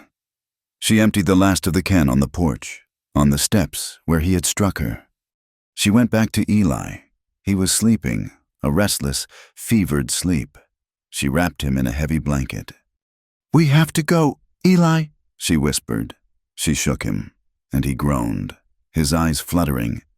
"Help me. Just a little." Leaning on her, half conscious, he staggered out of the house. She got him as far as the fence, clear of the buildings, and settled him on the ground. Then she walked back to the porch, her heart a cold, steady stone in her chest. She pulled a match from her pocket, one she had taken from the kitchen. She struck it. The small flame flared, bright in the darkness. She looked at the house for a long moment. Then she dropped the match onto the kerosene-soaked wood. The fire caught with a sound like a giant's breath, a sudden, violent whoosh that lit the yard in a flickering, terrible orange. The flames climbed the porch columns, licked at the walls, and shattered the windows. Clara walked away. She did not look back. She went to the stables. Their horse was still there, trembling. She saddled it. Then she went to the 2 hired men Eli had shot. They were dead. She could not leave them for the wolves. It took her an hour, her muscles screaming, to drag them to a shallow ditch by the creek bed. She covered them with rocks and dirt. A grim, hasty burial.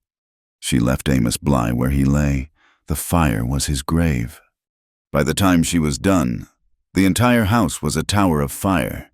The bunkhouse had caught, and the barn was beginning to smolder. The heat was immense, scorching her face even from 100 yards. Ashes, black and burning, lifted into the wind. They rose against the dark sky, swirling like a flock of dark, silent birds, released from a cage. Before the first hint of dawn, she helped Eli onto the horse. He was barely conscious, his head slumping against her back as she mounted in front of him. She turned the horse, not west, not east, but south, into the unknown. She did not look back, but she could see the sky behind them, reflected in the horse's eye. It was red, pulsing with the light of the fire. It was not a sunrise, it was a burning. They rode south. The fire was a memory, but the sky behind them pulsed with a faint, sick red for 2 full nights, a false dawn that lit the undersides of the clouds. Eli was a dead weight. He was half conscious, slumping forward, his fevered breath hot on Clara's neck. She held him in the saddle, her arms aching, her entire body screaming for rest, but she did not stop. The land was broken and barren, a wasteland of rock and alkali dust. She found a small spring, its water metallic and lukewarm, and forced it between his cracked lips. She had the last of the whiskey from Bly's parlor.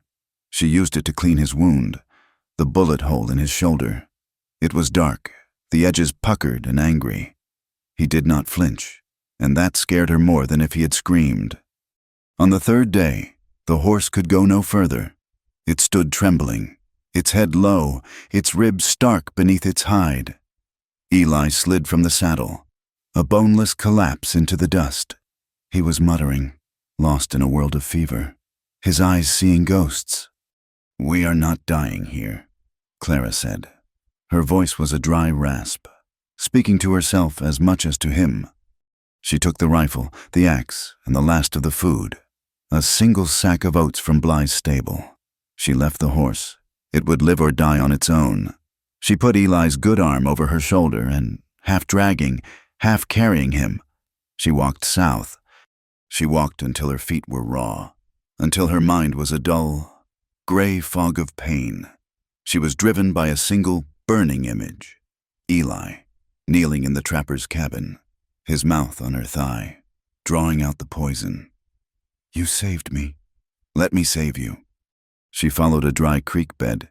Climbing, the air grew thinner, colder. The land changed. The plains gave way to foothills, the foothills to sharp, pine-covered slopes. She climbed, pulling him, forcing him, one step at a time. Late on the fourth day, they broke through a high, narrow pass, a crack in the rock wall of a mountain, and the world opened up. Below them lay a small mountain valley, a perfect bowl hidden from the world, surrounded on all sides by snow-tipped granite peaks. It was untouched. A frozen lake, black as obsidian, mirrored the gray sky. A thick forest of pine and aspen stood silent, their branches heavy with old snow. It was a place no one would ever find by accident. It was a place to be born, or a place to die. They tumbled down the slope, a slide of snow and loose rock, and collapsed at the edge of the trees. They found a shallow overhang of rock, a small cave barely deep enough to escape the wind. Clara built a fire, her hands trembling so badly it took her an hour to catch a spark. She rolled Eli close to it, and he shivered, his teeth chattering, his skin burning. The wound had festered. The ride, the cold, the filth. It had all sunk deep into the muscle. The angry red streaks she had seen on her own leg were now on his shoulder, crawling down his chest. This time, there was no whiskey. There were no clean linens. There was only snow, fire, and her will. Their bond became a perfect, painful circle. She boiled snow in the small tin cup they had. She tore strips from the hem of her own ruined dress, the last of the silk, and boiled them clean. She found a patch of pale green moss, soft and absorbent, and packed it against the weeping wound. He thrashed. He cried out, not for her, but for his mother. He called out the name Riley, the foreman he had shot. He swore at Amos Bly. He fought her, his good arm flailing, his strength unnatural. She held him down. She pinned him with her own body, her face close to his. "Be still, Eli," she commanded, her voice fierce, channeling the same rough patience he had once shown her. "Be still, I have you." She cleaned the wound. She held the hot cup to his lips, forcing the boiled water past his clenched teeth. She did not sleep for 3 days.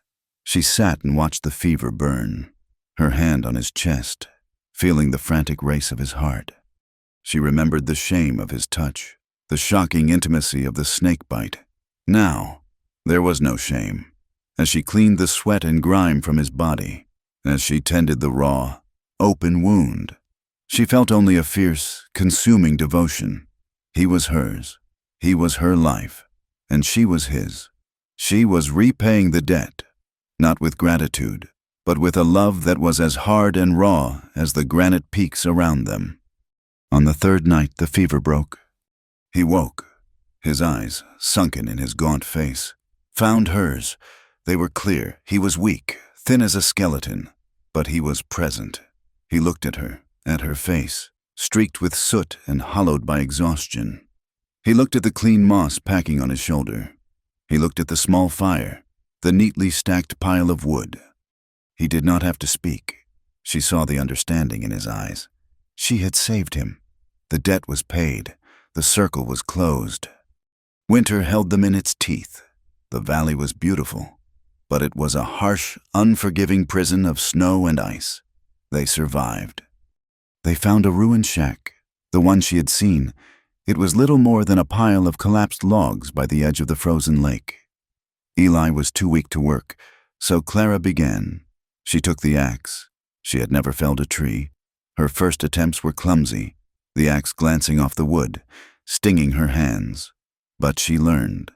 Her hands, soft from a life she no longer recognized, blistered, bled, and then hardened into calloused tools.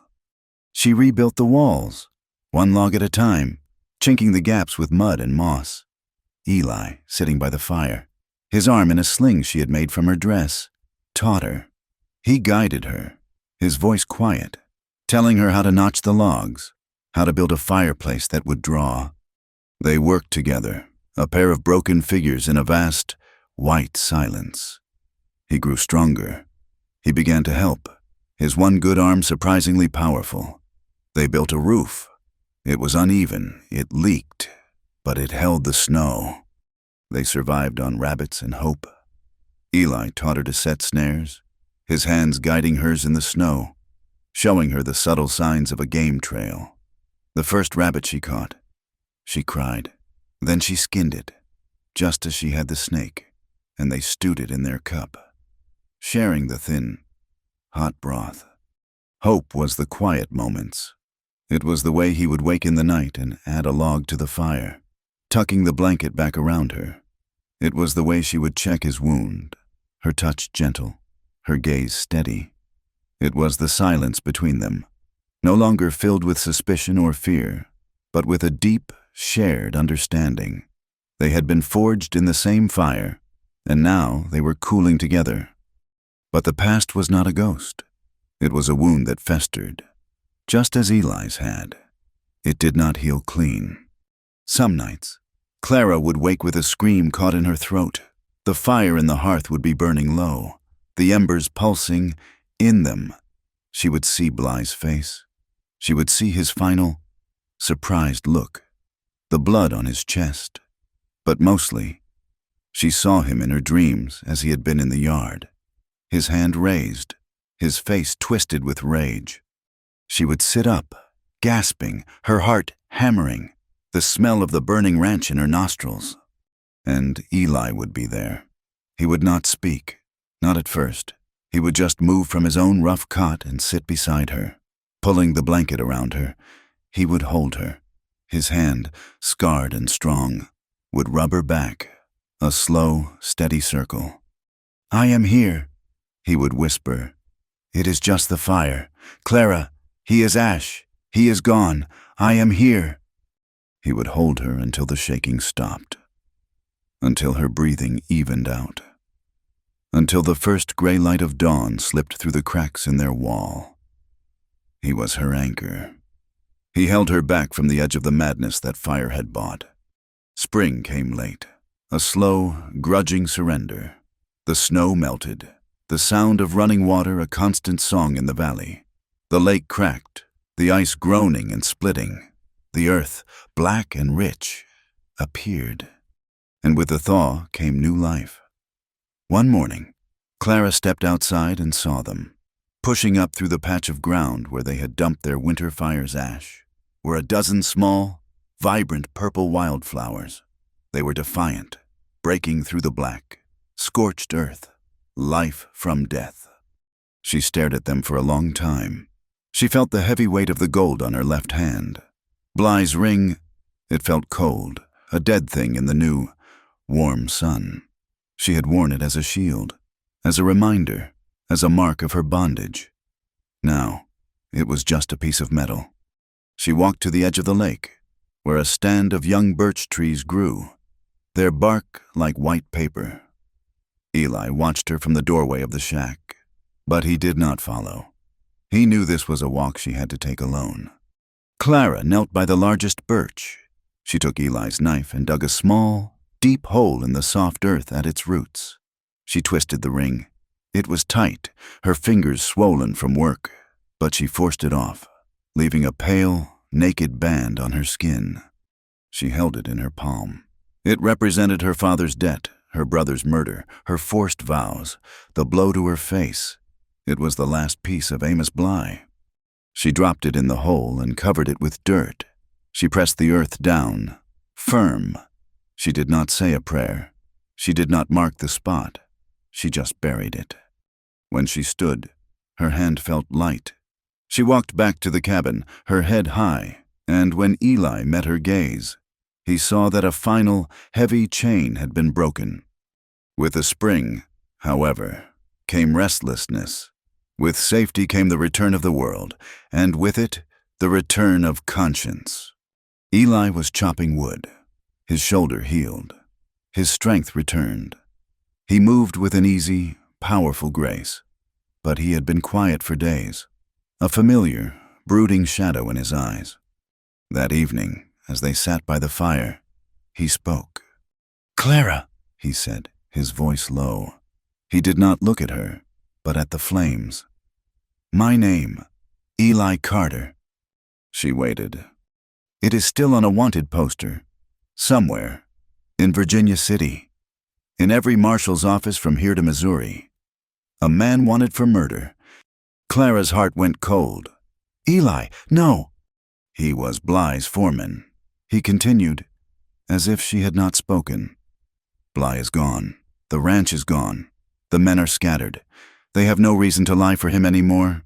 That girl, the one in the saloon, maybe she would talk now. Maybe the law would listen." He finally looked at her, his face torn. "I want to go east. Clara, I need to clear my name." "Clear your name?" she whispered, the words like a betrayal. "With who? The law?" "I cannot live the rest of my life as a killer," he said, his voice ragged. "I cannot be this man. For my mother, for—" He stopped. "For you, I do not want you to be a killer's woman. I do not want you hiding in the mountains for the rest of your life. Tied to me." She stood up, her entire body trembling with a new, cold fear. This was a threat greater than Bly, greater than the storm.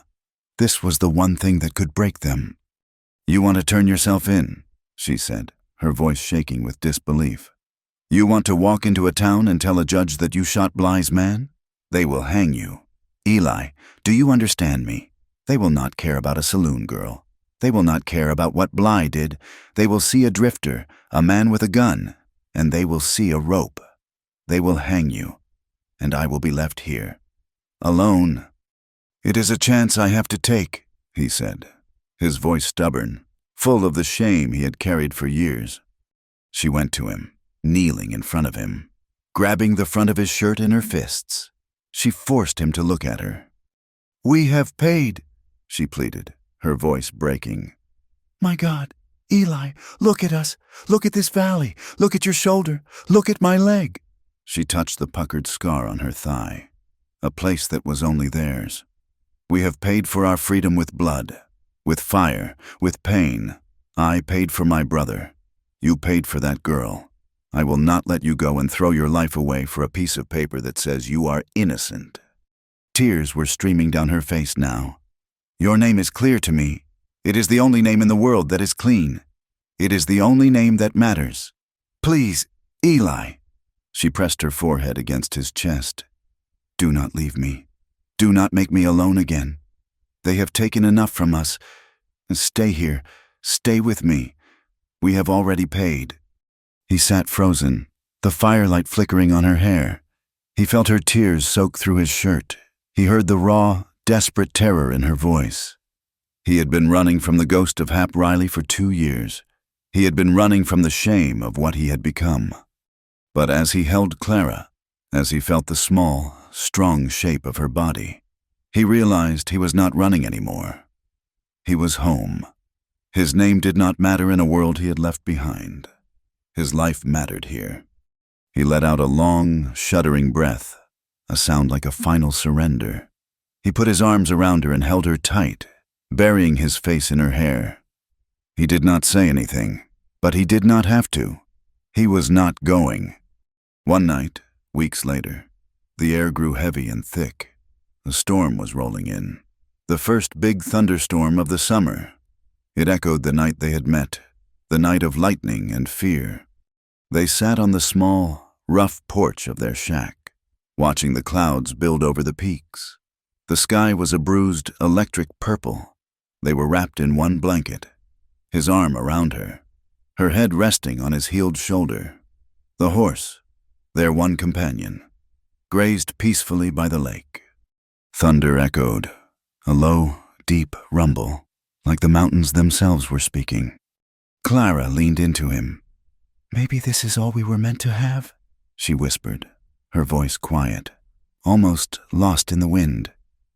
"Just this valley, this storm. Maybe this is all the peace there is." Eli was quiet for a long time, watching the distant flicker of lightning. He tightened his arm around her and kissed the top of her head. "Then let's make it last," he answered. "The story closes with the next dawn. The storm had passed, leaving the air clean and sharp. They stood at the door of their small shack, watching the sun rise. The first light struck the snow-tipped peaks, turning them a brilliant, blinding rose gold. They had found a fragile peace. It was not innocence.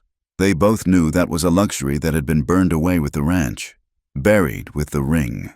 It was survival. It was a hard, scarred, and beautiful thing. They had found a love born not of softness, but of blood, and guilt, and grace. The world beyond the valley remained harsh and unforgiving.